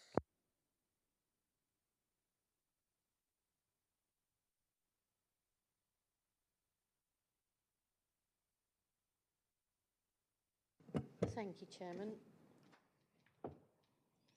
Okay, so we've got an application for the erection of, again, one detached dwelling proposed as self-build on land at Older Tree House, Watton Road in Larling. Just show the location plan. So you can see the site highlighted in red there to the bottom left corner. Yes, and older tree house in blue showing ownership by the same applicant. Just a screen showing the site in the wider context, so you can see Watton Road there, just to the south of the site, off the access track to the development site. So this is a slide just to show the site in relation to the nearest settlement boundary. So you've got the distance to East Harling to the southeast there at 3 miles, and Attleborough to the northeast, just shown in the corner in pink, 8 miles. This is a proposed site plan, show the dwelling in relation to the existing. Proposed elevations, it's very similar to older tree house in terms of its scale and design. Just some photographs of the site, so you can see it's quite a rural green space. And this is the access track leading off Watton Road to the site itself. And back to the location plan. So the site lies outside of any defined settlement boundary. In these circumstances, we refer to policy HAL 5, which allows for some development in these areas where it meets a set of criteria, one of which is that the site relates to sensitive infilling or rounding off. And as can be seen on the location plan here and aerial pictures, this is not the case here, and therefore the proposal is not considered to meet the aims of policy HAL 5. When applying the tilted balance, again, it's a single dwelling, so any economic gains arising from the proposal are considered to be limited. And in terms of the social criteria, the site lies some distance away from any centre with a range of facilities to meet the needs of occupiers, with the nearest market town being Attleborough, approximately 8 miles away, and service centre village Harling, 3 miles away, and not available via a safe or convenient cycling or walking route, given the nature of the roads and speeds at points that cars need to travel. There's no lit safe pedestrian footpath provision or public transport opportunities nearby, and in this instance there will be a high reliance on travel by car, and again backed up by a number of appeal decisions. In terms of the environmental role, the proposal seeks to site a further built development into an area of open countryside which does not protect the primary rural character of this section of Larling. It is accepted that the design of the proposed dwelling is in keeping with the adjoining property Older Tree House, but the siting of further development in this location is not considered overall to respect the character of the area more widely. There have been no statutory objections to the proposal. Matters such as highway safety, ecology and tree impact have all been considered acceptable, subject to conditions. And again, regarding the self-build element, a unilateral undertaking to secure this has been received. But given that the proposal is not in compliance with policy HAL 5, the amount of weight we can attach to that is considered limited.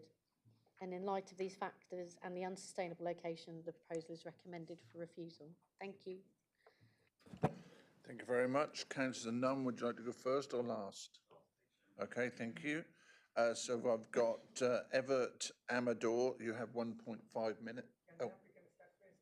Oh, you want to go first? So we've got Tom Parker, who's the applicant. 1.5 minutes. Okay, thank you. Hello, councillors. My name is Thomas Parker, and I'd like to give you my reasons behind this application. I was brought up in the village of Larling, where my family's lived for the past 3 generations, and I currently live there with my wife and our 2 children. I work locally within agriculture. My wife works in a nearby pub hotel, and our children both go to the local school. I was brought up by my grandparents, who we currently share a property within the village. The application I have proposed would be for my young family to move into ourselves while still being close to my grandparents to continue to help look after them in their old age. I enjoy being brought up in the village of Larling and would love to be able to continue bringing up my children in the same way. The proposed site is currently an unused parcel of land used for storage between an existing property and the main road running through Larling. There have been no objections from neighbours, and the local parish council have said they support this application. This combined with the local councillor William Nunn giving his support, I hope shows this is not in any way a controversial proposal. There have been similar proposals approved in the village over the past couple of years, one of which is currently being built and is no more than 50 metres away from the proposed site. Ultimately, I'm here today, not as a property developer or businessman, but as a father, looking for the opportunity to provide the same type of upbringing for my children as I enjoyed. I would not be here today if I did not truly believe this application would enhance the village while also allowing a young local family to stay in the village long term. Hopefully this has given you some reasons behind what I've proposed, and many thanks for your time. Absolutely spot on, 1 minute 30 seconds. Well done. Stand in front of the bathroom mirror was worth it. Okay, I've got Everett Amador, who is the agent. 1.5 minutes, please, sir. Thank you, Chair. The case officer has raised concerns that the proposal will not be in an accessible location. However, policy HOU05 is not predicated on accessibility to services and facilities, with the supporting text to the policy recognizing that such locations have little or no service provision. In this regard, it is unreasonable to expect such locations to have the same extent of services, transportation means, and facilities as more urban areas. Indeed, paragraph 110 of the NPPF recognizes that opportunities to maximize sustainable transport solutions will vary between urban and rural areas, as this should be taken into account in decision making. Also, the appeals references that the case officer kindly added to the planning committee, they have more than one reasons for refusal. So it will be difficult to ascertain what made the appeal inspector to dismiss those appeals. And also in terms of sustainability, and as mentioned earlier in previous application, in Breckland, it will be very difficult and it will be unsightly to have footpaths and roadways and everywhere. That is the nature of the district, and that's something like Tom, they want to live and bring their children up in this district and on these locations. No objections from any statutory consultees, and in terms of the site and the design, the site is well screened, and it is not in an isolated part, and is very close to the main settlement of Larlin. Thank you. Thank you very much. Councillor Nunn, please. Thank you again, Mr. Chairman. This one is slightly different, and I feel slightly more strongly about this actually, because in some ways this is how I started at Breckland some 32 years ago, coming here to speak on my own application, which was deemed unsustainable, in the wrong location, not close enough to the village boundary, etc., which led me to kind of stand for election and, dare I say, fight for this type of applicant. We are trying to get permission, or this young man is trying to get permission for a house that is on the edge of a deemed unsustainable village, third generation farming family. I feel really strongly that, again, as a council, we need to do all we can to support rural communities, accept that some people want to stay and work and live in their communities, and support those people in them. Officers have said that, again, this is unsustainable, but I think I've argued that in the previous case, so I hope you could take those words from that one. The upside, not a single neighbour has complained, not a parish council complaint. I've been to see the site many times and I've supported it, and I'm here to support it. As you look from the plans, you could see opposite the driveway is a new house. Well, you couldn't see actually, but there's a new house going up directly opposite the driveway, which was passed very recently. There are cottages on the left and right-hand side. And whilst it's not rounding off a community, if you put another one in front, which I'm not suggesting you do, you would round off the community. They're not proposing to do that. And I think the thing that really sways this application for me more than anything is that whilst we're saying this one house is unsustainable, what we are proposing is 1,500 houses just beside it in the village, an extra 1,500 as part of the new local plan, followed by a further 3,500 houses, in fact I think it's 4,500, to take up to 6,000 houses in Larling. And I feel it's a shame when we kind of push down a single applicant whilst doing the new local plan and, dare I say, forcing, which is definitely how the community feels, 6,000 houses on them. So whilst at the moment the sustainability is in jeopardy, and challenged, very soon it'll have a high school, a primary school, a doctor's surgery, a pub, and various shops that are being proposed in the new plan. So it will be very close and very sustainable very soon under our new local plan. And I think, Mr. Chairman, that's probably all I need to say, other than the applicant has gone out of his way to make sure that all of the existing hedging and, dare I say, heritage trees, etc., around that site are both maintained and enhanced in the application. So I do hope that you can see fit to support this application, support the young man to my left, and give a local farming family the opportunity to stay in their community. Thank you. Thank you, councillor. Okay, members, it's open to questions. Do any of you have a question at all to ask? No? Okay, fine. So we'll go straight to the vote then. This application at Larling, PL 2025-1785. Your officer's recommendation is also one of refusal. Can I have a show of hands, please? 1. And those against the officer's recommendation? 9. Okay, so from the floor, your reasons, please.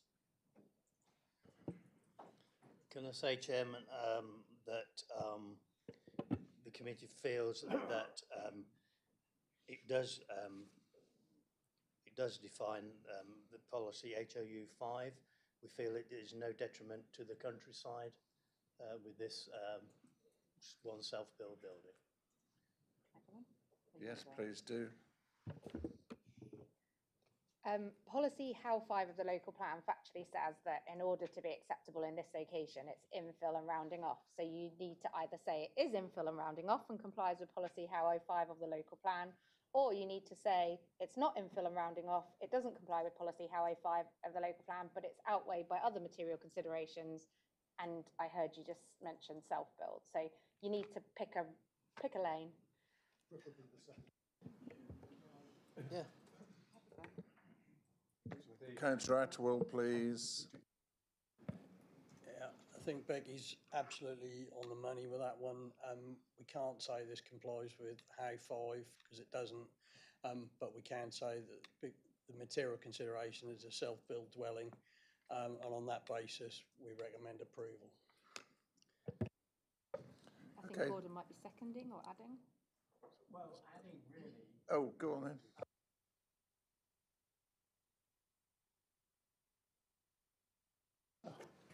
We can add that it does have almost universal local support, and I think we should also consider the element of family support that was given in the application. We can't do that, thank you. We can't, there is favourable local support, but you would have to literally ask every resident in Larling. Favourable local support, I think we can accept. Councillor Attwell.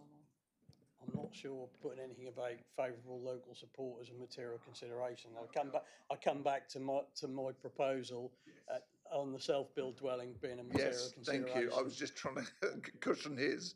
Right, do I have, I've got that proposal put forward then by Councillor Attwell. Does someone wish to second it? Oh, crumbs. Okay, well, I'll take Councillor Wilkinson on that one. Thank you. So from the floor, your recommendation for this item in Larling, PL 2025-1785, is one of approval. Could I have a show of hands, please? Yeah. And those against that recommendation? Okay, thank you very much. All conditions are delegated. Thank you. Thank you, gentlemen. That's approved. Thank you. Okay, we are going. Is the gentleman here?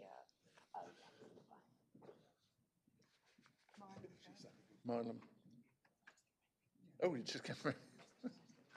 Okay, we are doing Milam now, PL 2025-1956, and I have got Councillor Angela Teague of Milam Parish Council. I've got Jeffrey Pearce, who's an objector, and John Moulton, who's an objector, Philip Hardy, who's an agent, and David Marshall, who's the applicant. I do apologise, Mr. Moulton. I saw you at the back and I thought, I know that guy from somewhere. I do apologise. I'd have come and said hello if I'd have woken up earlier.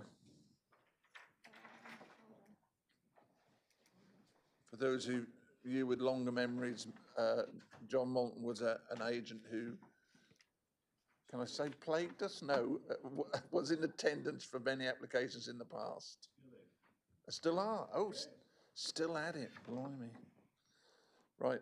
Okay. We're all getting nicely seated, and I've also got Councillor Hunter Clark. So we're missing someone. A lady. Yes, she skipped the statement. Oh God, that's her there. Of course it was. Okay. Thank you. Councillor Hunter Clark's not registered to speak. What capacity? You're not speaking though, are you? Or Councillor? You're Oh. not registered to speak. Are you speaking as a councillor for the record? It's up to you. Yeah, I will accept it, but in future, I would appreciate that you notify us that you're wishing to speak. Well, we have to register. Otherwise, we just let the whole thing go to pot. But I will accept it. Accept your being chastised, and we'll move on. Thank you. Okay. So apologies, members, you've got me today because the case officer unfortunately is unwell. So bear with me when I try and present this as best as possible. So this is an application for land off Litcham Road in Milam. It's an outline application with all matters reserved except for access for 3 custom-built dwellings. So here is the location plan with the site at the back, outlined in red just below the affordable housing threshold, and then the wider site ownership outlined in blue. And you can see the access to the site just in between these 2 properties here, north and south. So here is the site in relation to the settlement boundary. So you can see the Litcham settlement boundary is some distance away. This would be a HAL 5 policy, so the same as the last application, it would need to be an infill or rounding off. And it's quite clearly a backland development. Sorry, apologies, I'll go back. So it's quite clearly a background development behind the principal row of development, which all fronts the highway, fronting onto the road. Policy HAL 5 is your infill and rounding off policy. And you can clearly see that in this aerial photograph, which shows the site in relation to the surroundings. This is an outline application, members, and you'll note from the supplementary, this is an outline application, and therefore there are 3 plots showed indicatively. Only the access is here for you for consideration, but this is the indicative plan that is submitted as part of the application. You'll note from the officer report that previously there's concerns raised about this plot up here in a very small plot, but it's an outline application, so those details could be readdressed with the reserve matters. So as per the supplementary, that amenity reason for refusal has been removed. So here you've got the site photo. So this is the site photo looking into the application site, into the access, application site at the back, close bordered fencing either side of the proposed access. This is looking south across the application site and to the boundary treatment in the distance. This one is looking west within the application site. This one is looking north back towards the access and the existing dwellings along Litcham Road and the backs of those properties and their rear gardens. And this is the backs of the properties along Litcham Road further along. And again, the same, the backs of those properties going back in the opposite direction. And here is the location plan.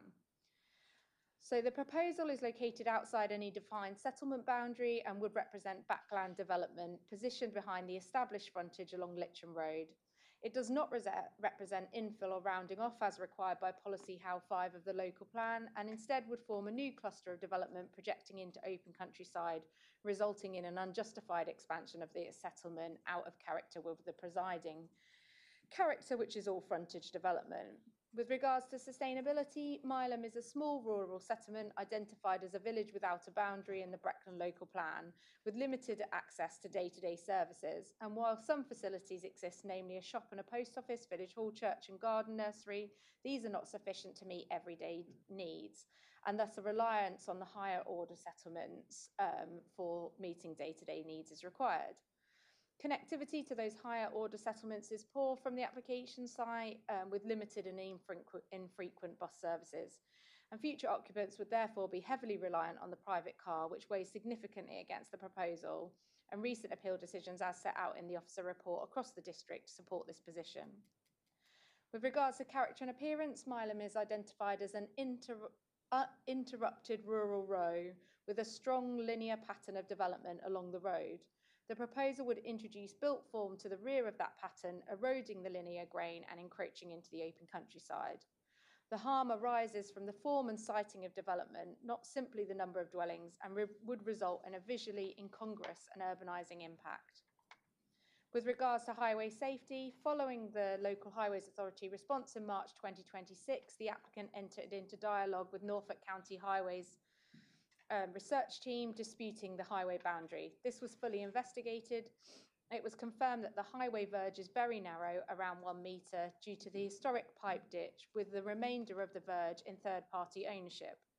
While visibility is currently available across the wider verge, it relies on land outside the applicant's control, and therefore this cannot be secured in perpetuity, which is required for safe access. Therefore, the required 2.4 by 59 metre visibility splays cannot be provided, creating a highway safety risk.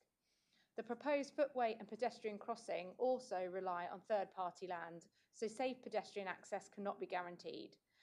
The Local Highways Authority concludes that the development fails to provide a safe and suitable access and recommends refusal on highway safety grounds. With regards to flood risk, whilst the site is located within flood zone 1, the access is affected by surface water flood risk, and no sequential test has been submitted with the application. The flood risk assessment does not demonstrate that users could safely enter or leave the site during flood events, and this raises concerns particularly for more vulnerable users. The applicant has provided additional information following the recommendation. However, paragraph 175 of the NPPF states very clearly that where there is any flood risk, even at the point of access, a sequential test is required. None has been provided. Also, the PPG requires safe evacuation from the site. It is noted that one could not leave by foot, and therefore these concerns still remain. Also, the application remains recommended for refusal on this basis. The proposal, of course, would deliver 3 dwellings if approved, which carries only limited weight given the numbers proposed, and the claim self-custom build benefit is also given very limited weight, as this is not secured through a legal mechanism and lacks sufficient evidence in terms of demonstrating the applicants have had in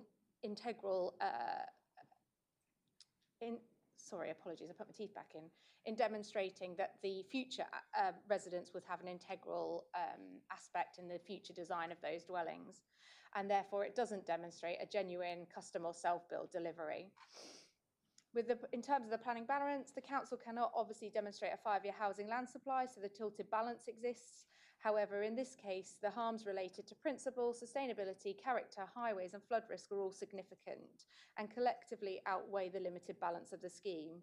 And in addition to that, the tilted balance is only applied where there isn't an element of flood risk, which there is at the entrance of this site, and therefore this would not outweigh the concerns raised in the officer report.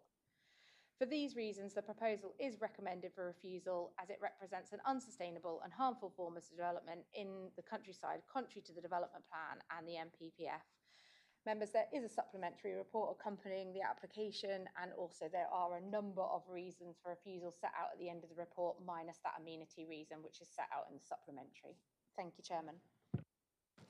Thank you. Councillor Hunter-Clark, would you like to go first or last? Okay, thank you. Forget the parish council statement. Do you want to do it now? Whatever order you normally do it. Let's do it now. Apologies. Sorry, we'll just read out the letter from the parish councils, because that would have been now. Thank you.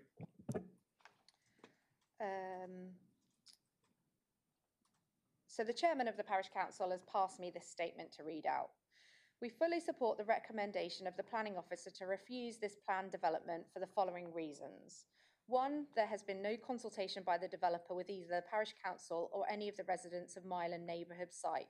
Development of this site was comprehensively rejected in June 2025, and all material reasons for rejection remain with this revised application.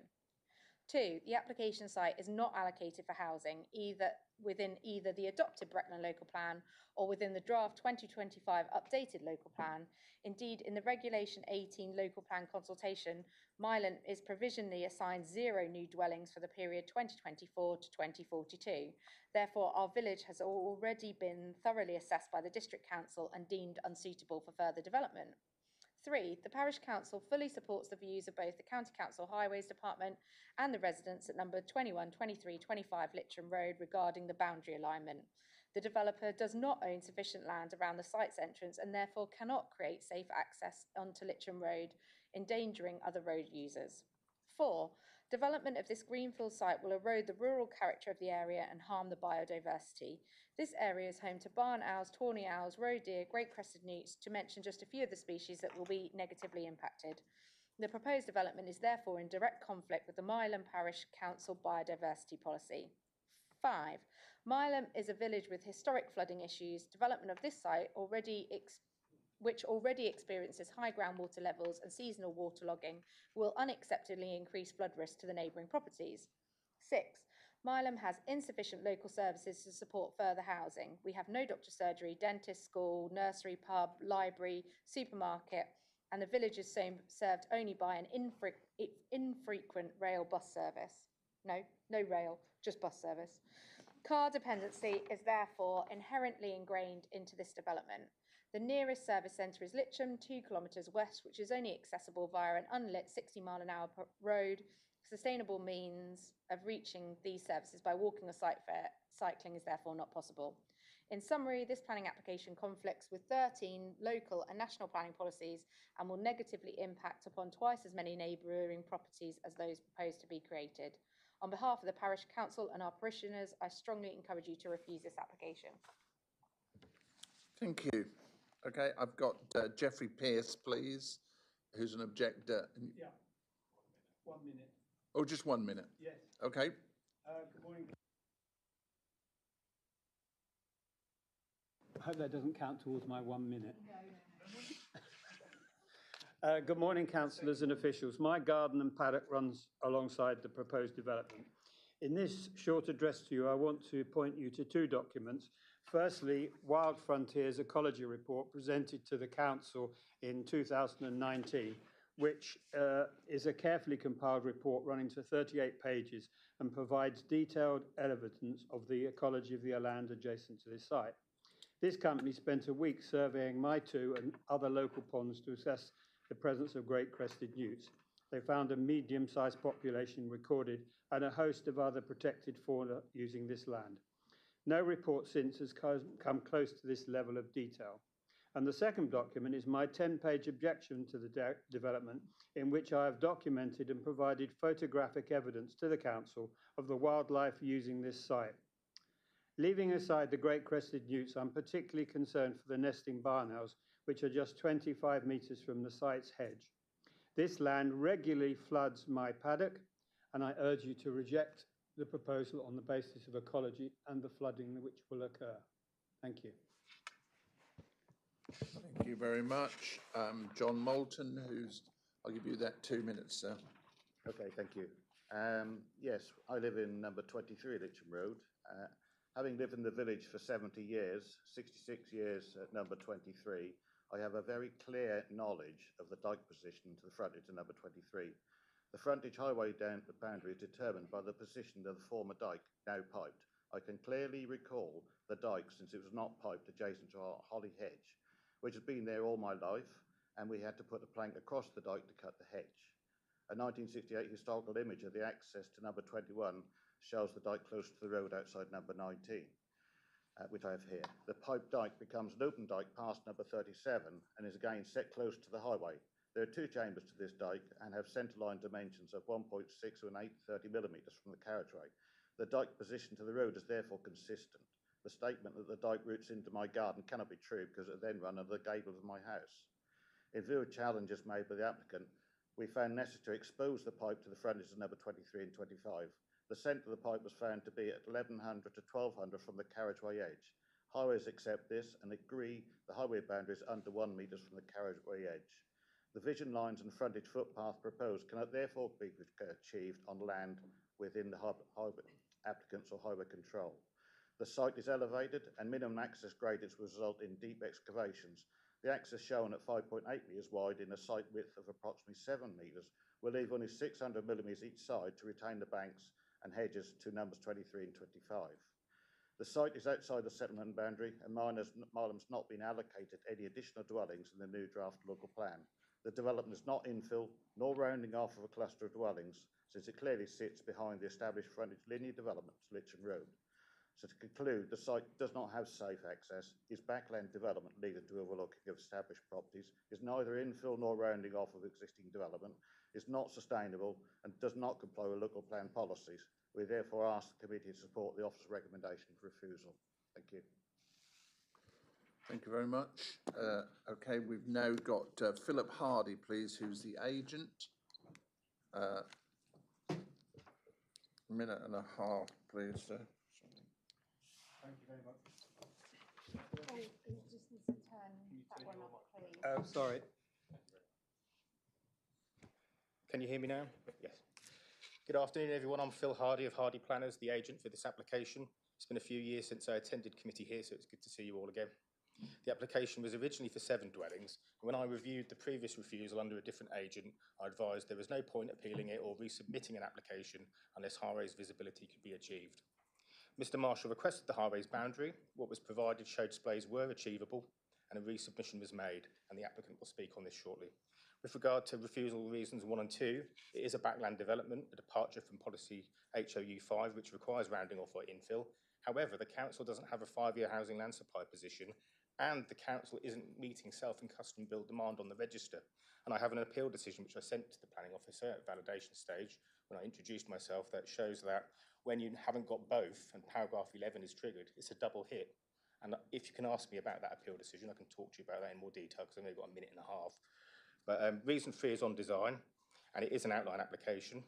It could be dealt with, the refusal reason could be dealt with at detailed design stage when someone on the register has primary input into it. This could be secured by Section 106 legal agreement. One hasn't been put in place now because there's issues on the highways boundary. That would cost about £5,000, so that needs resolving first. But you can ask me about the Section 106 as well, if you get a chance. Reason 8 is on flood risk, and we consulted a qualified flood consultant who said that a flood evacuation and warning plan can deal with the issues, and if you want to ask me on flood as well, I can go into more detail on that. But I'll hand over now to the applicant on refusal reasons 4, 6 and 7 on highways visibility displays. Thank you. Obviously, as Phil said, I had a previous application refused on highways boundaries. I basically contacted highways boundaries, asked them to redetermine it, agreed to pay a fee, sorted it all out, and they say done. I asked some photographs. Can I have some of the earlier ones, please?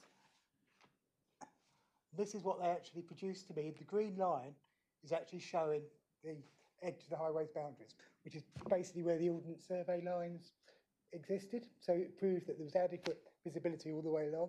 They produced a new map showing the situation, basically going through that. This was on the 15th of the 9th. And as far as I was aware and complied with the whole situation, that I had approved highways boundaries. I was not aware that there had been any changes in this until the 4th of February, when it was again refused. I tried to contact the council to try and resolve the issue, and basically they're just ignoring everything that had been said to me. The situation is that where they now say is there is a ditch in the road, there is a drain in the road, but that was created when the road was widened all the way through Litcham in the 1960s. And the road is not in the same state or position of where it ever was. Can I have another photograph, please? This shows a photograph in 1965. There's a telegraph pole, which is the dividing factor where the ditch was. And that really, really is important because that telephone pole has not changed or not altered its position. And the council cannot produce, the highways cannot produce any evidence, in fact, that ever was changed or moved. In fact, even Mr. Moulton himself told me the pole has never changed and never been altered. But yeah, I can't rely on his testimony. It actually shows the ditch in that photograph as being behind the pole. However much you move a pole, you can't move the ditch. The ditch was always the defining boundary, never where the drain was. That it, I've got loads I can say. No, you're okay. Can I just say, loads of questions, just ask me. I've also emailed you all. That's Yeah, what I can do. we've already had that ploy. It's not a ploy, it's fact. No. Actually, before I take Councillor Hunter-Clark, I do say at the beginning representations. I'm sure I'm not the only one who received emails. You've all, everyone got. Yeah, we took them as read actually, but we should have announced it. Councillor Hunter-Clark, please, 3 minutes, sir. Thank you, Chairman, and thank you for allowing me to speak. I just wish to put on the record my objection as the ward member. The proposal is located in open countryside and fails to comply with policies HAL 5 and Gen 5 of the Breckland Local Plan. Under paragraph 11 of the MPPF, it is clear that the adverse impacts significantly outweigh any potential benefits. There are also, as has already been mentioned, strong sustainability concerns. In terms of character, this backland development would be entirely out of keeping with the linear settlement pattern of Milam and would harm the rural character and visual amenity of the area, contrary to planning policies. The proposal also fails to provide adequate private amenity space, raises highway safety risks, and does not meet mandatory biodiversity net gain or flood risk requirements. Additionally, it cannot demonstrate that these dwellings would genuinely be self-built as required by national guidance. Taken together, these issues represent a serious conflict with both the development plan and national policy, and therefore I urge members of the committee to support the officer recommendations and vote against this application. Thank you, Chair. Thank you. It's open to questions from members. Councillor Banbridge, please. On a point of information, really, Chairman, it has been mentioned several times this is backland development, which indeed it is. But surely there are other backland developments in the linear development of Milam, but probably on the other side of the road.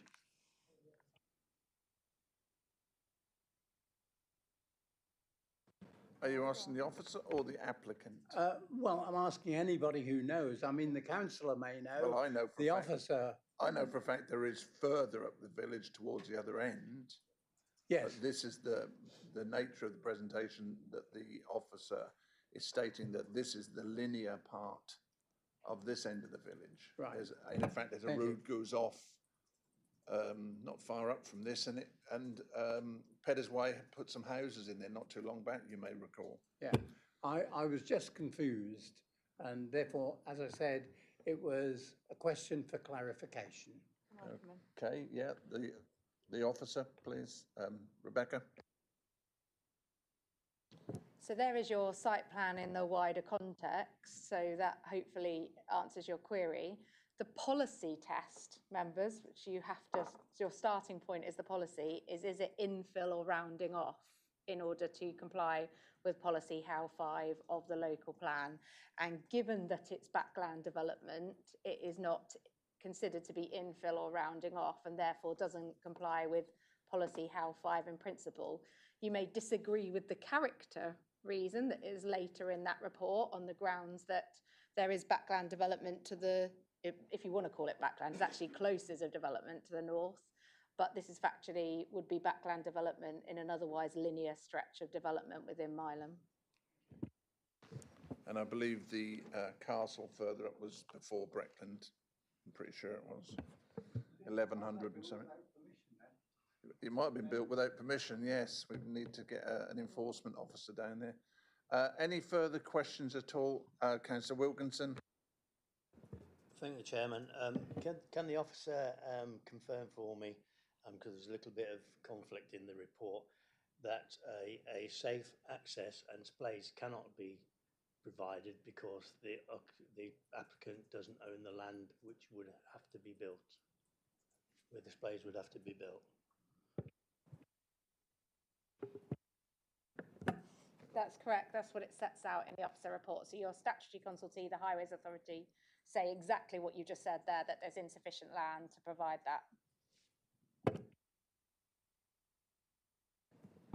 Any further questions at all? I did ask if you wanted to ask the applicant or his agent any questions, unless you're satisfied. Okay, no further questions. I'll take the vote then. Thank you.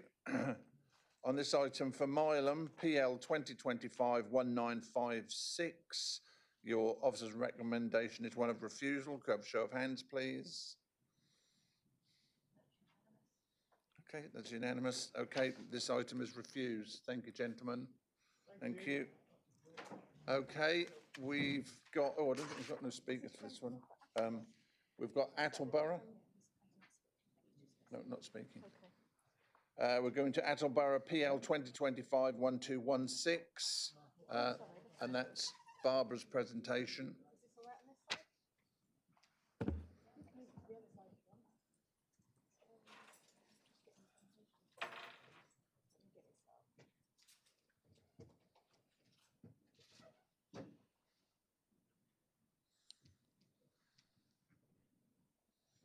Okay, over to you then, Barbara.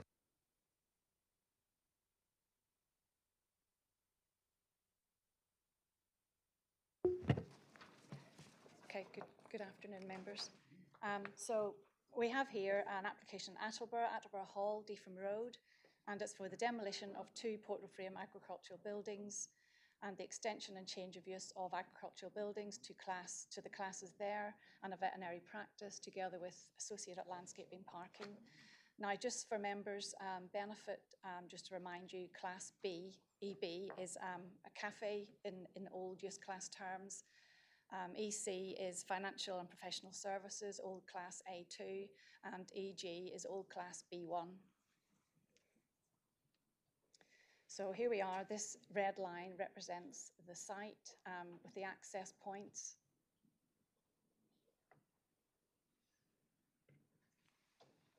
This is the farm buildings in question. That is Attleborough Hall, the grade 2-star listed building. And here we have the site in a wider context with the other farm buildings. I'll just explain the access points. So the proposed access will come from Deetham Road here, the vehicular access to the new conversion. And there'll be a pedestrian access here underneath the A11. And the farm will use this access for farm traffic, so the two will be separated. This is where the site is in the wider context of Attleborough. You can see the town centre, the A11 and the site. Again, this just shows the wider farm setting. So you can see to the north here, that's part of the farm, and that's a relatively new set of buildings which were built for the dairy herd. So that contains buildings for the cows and also the milk and parlour and silage area and a slurry pit.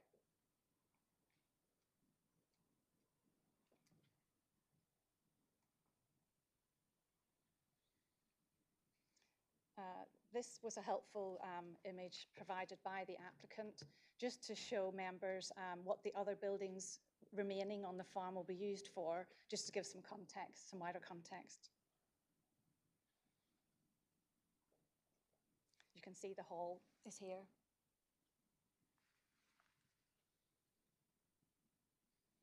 So this is the proposal, and I'll take you through each barn complex one at a time, so you can get a feel for the whole setup. So you can see there's different elements here. There is the eastern barn complex here, the middle one, which will become the vets.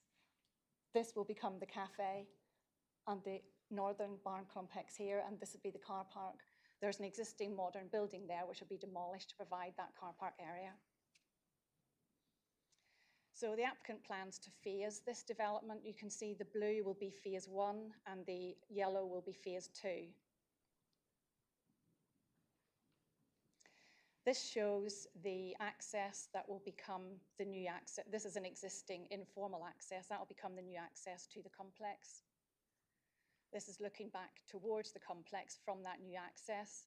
So this building here will be demolished, that one, and also that infill building there, and that one will become the vet's practice. So just taking you back, I'm going to take you first of all to this set of buildings here. So this little building at the front will become the new farm office. And these will be 3 units here used for class EC and G.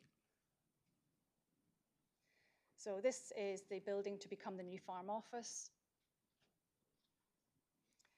This is Unit 2 as is. Again, Unit 2. And that's the rear of the same complex, which will provide Unit 3. And this is what the proposal is. You can see the elevations here, and you can see it's very sympathetic using existing openings with the use of very few new openings. You can see the bottom is the farm office building here.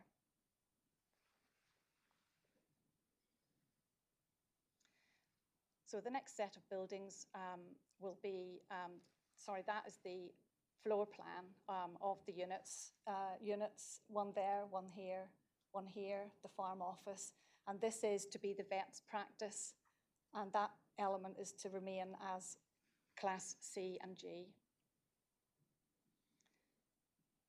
So this is the veterinary building that you can see on the right there. That's the existing building, and that's what it will look like. Again, that's the existing building.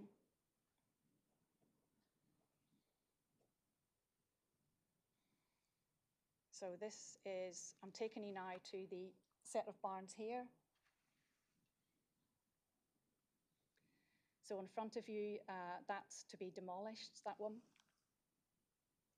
And that's the edge as you approach the northern complex, and the wall that you can see there will be retained.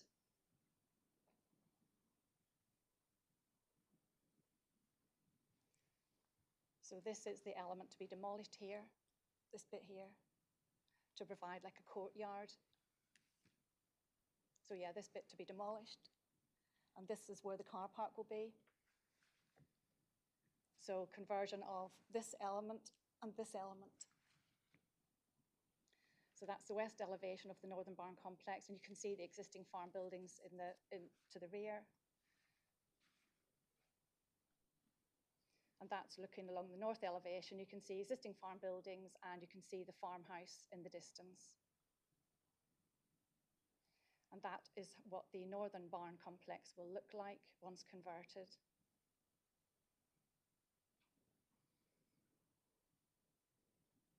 And that's the floor plan of the northern barn complex. You can see there's a number of units within that. That's one of them, that's one of them, that's one of them, and that one. So they are different sizes. So if I can just take you through, members. Thank you for your patience in showing the pictures. So in terms of the principle, you'll see in the report, the two most relevant policies are How 12, which supports the conversion of buildings in the countryside, and states that the sustainable reuse of appropriately located and constructed buildings in the countryside for economic purposes will be supported. And the reason justification for the policy states that the Council recognises that to sustain an active rural economy and support rural living, conversion of these buildings should be supported where appropriate. And it lists a number of criteria, and my report demonstrates that those criteria are met. The application was also accompanied by an engineer's report, which demonstrated that the barns are of typical construction and the vast majority just need minor repair, so they are capable of conversion without major rebuild.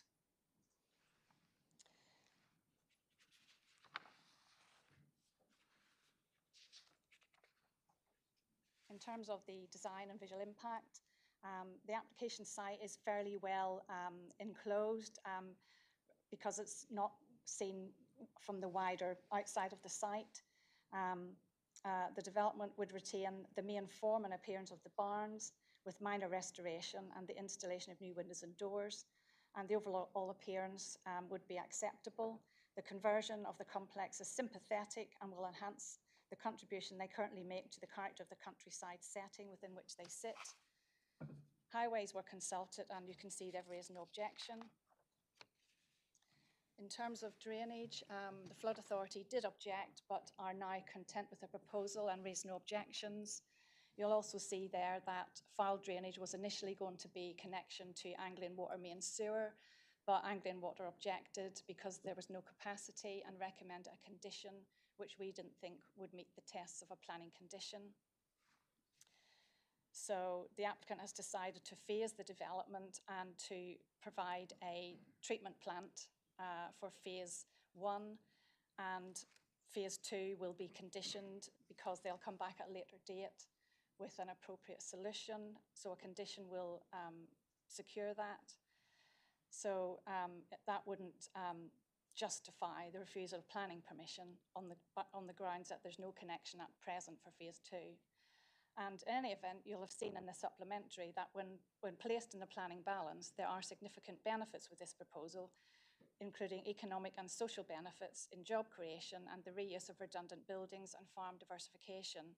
And furthermore, there are no material considerations when weighed in the balance that would justify refusal.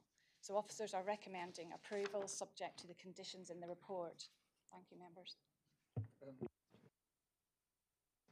Could you just, on your maps, could you just go back quite a way to where you started to say about phasing, and there was a site plan? The phasing plan, yeah. Yeah. Right the way, keep going back. Back. Oh, where have you gone? And there was a blue, no, that one. Can I just ask what the blue bit right in the middle is? Because I don't remember seeing that before, so I must have missed it. Yeah, point to it. Yep, that one there. Yeah, that is the drainage basin, that's the attenuation basin. Oh, okay, Yeah. gotcha. I thought it was just a piece of land that we were going to have something later. Councillor Atwell, question, please. Thank you, Chairman. I'm very supportive of the proposals, but Barbara, could you just put the photo back up showing the proposed entrance, please? Yeah. They had a photograph showing the tree. Oh, the driveway. That's the one. So the access looks perfectly wide enough for it, but has any consideration been given to the protection of that tree? Because depending on the type of surfacing you put down, could damage the root structure. So has the tree officer looked at that? I presume it looks like an oak from here, I could be wrong. Will there have to be condition in place for the tree protection? Because I'd hate to see a lovely old tree like that have to come down if we can help it. Thank you. Yes, Councillor, the tree officer was consulted and he has raised no objection. He has recommended a condition that the works are carried out in accordance with the arboricultural report, so that would take account of that tree and safeguarding it. Any other further questions? Councillor Wilkinson, please. Yeah, I see the ecological report and that. Is any active wildlife and bats in the old buildings, which you'd imagine they would be? And have they got to do anything to preserve those or move them before they pull the barns down? Yeah, the ecologist was consulted and no, there's no bats present because no objection has been raised to that. Normally, if there are bats present, they will either recommend further surveys or conditions, but in this case, there aren't any. Councillor Kybird, please. Thank you, Chairman. Wearing my museums and archaeology hat, I note the condition 5 for the archaeological investigation and the subsequent publication. It doesn't say where that gets published. Could we add to that, including an entry in the Norfolk Historic Environment Record?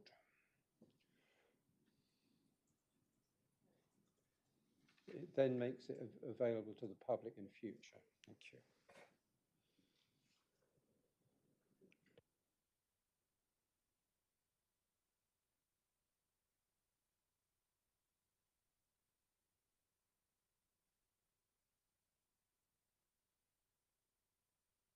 Subclause 5 and 6 of condition 5.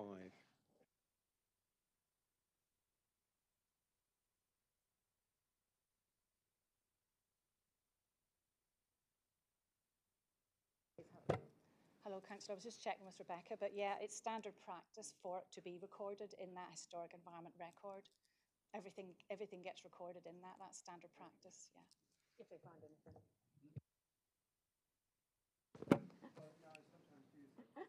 Okay. No further questions on this item? Councillor Banbridge? It's not a question, Chairman, and I wondered whether I should have spoken before. I am the Vice Chairman of Norfolk Rivers IDB, which saw fit not to comment because it's not in our area, but I wonder whether, as it's there, I ought to have mentioned it. And I don't think it affects my voting or not. Okay, don't stick your toe in someone else's pond. Okay, anyone else wishing to ask a question? No? Okay, we will take the vote on this item, which is a PL 2025-1216, and this is a major application for Attleborough. Your officer's recommendation for this is one of approval. Could I have a show of hands, please? That's unanimous. All right. Condition a site visit when the cafe is done, so we can have a bacon roll.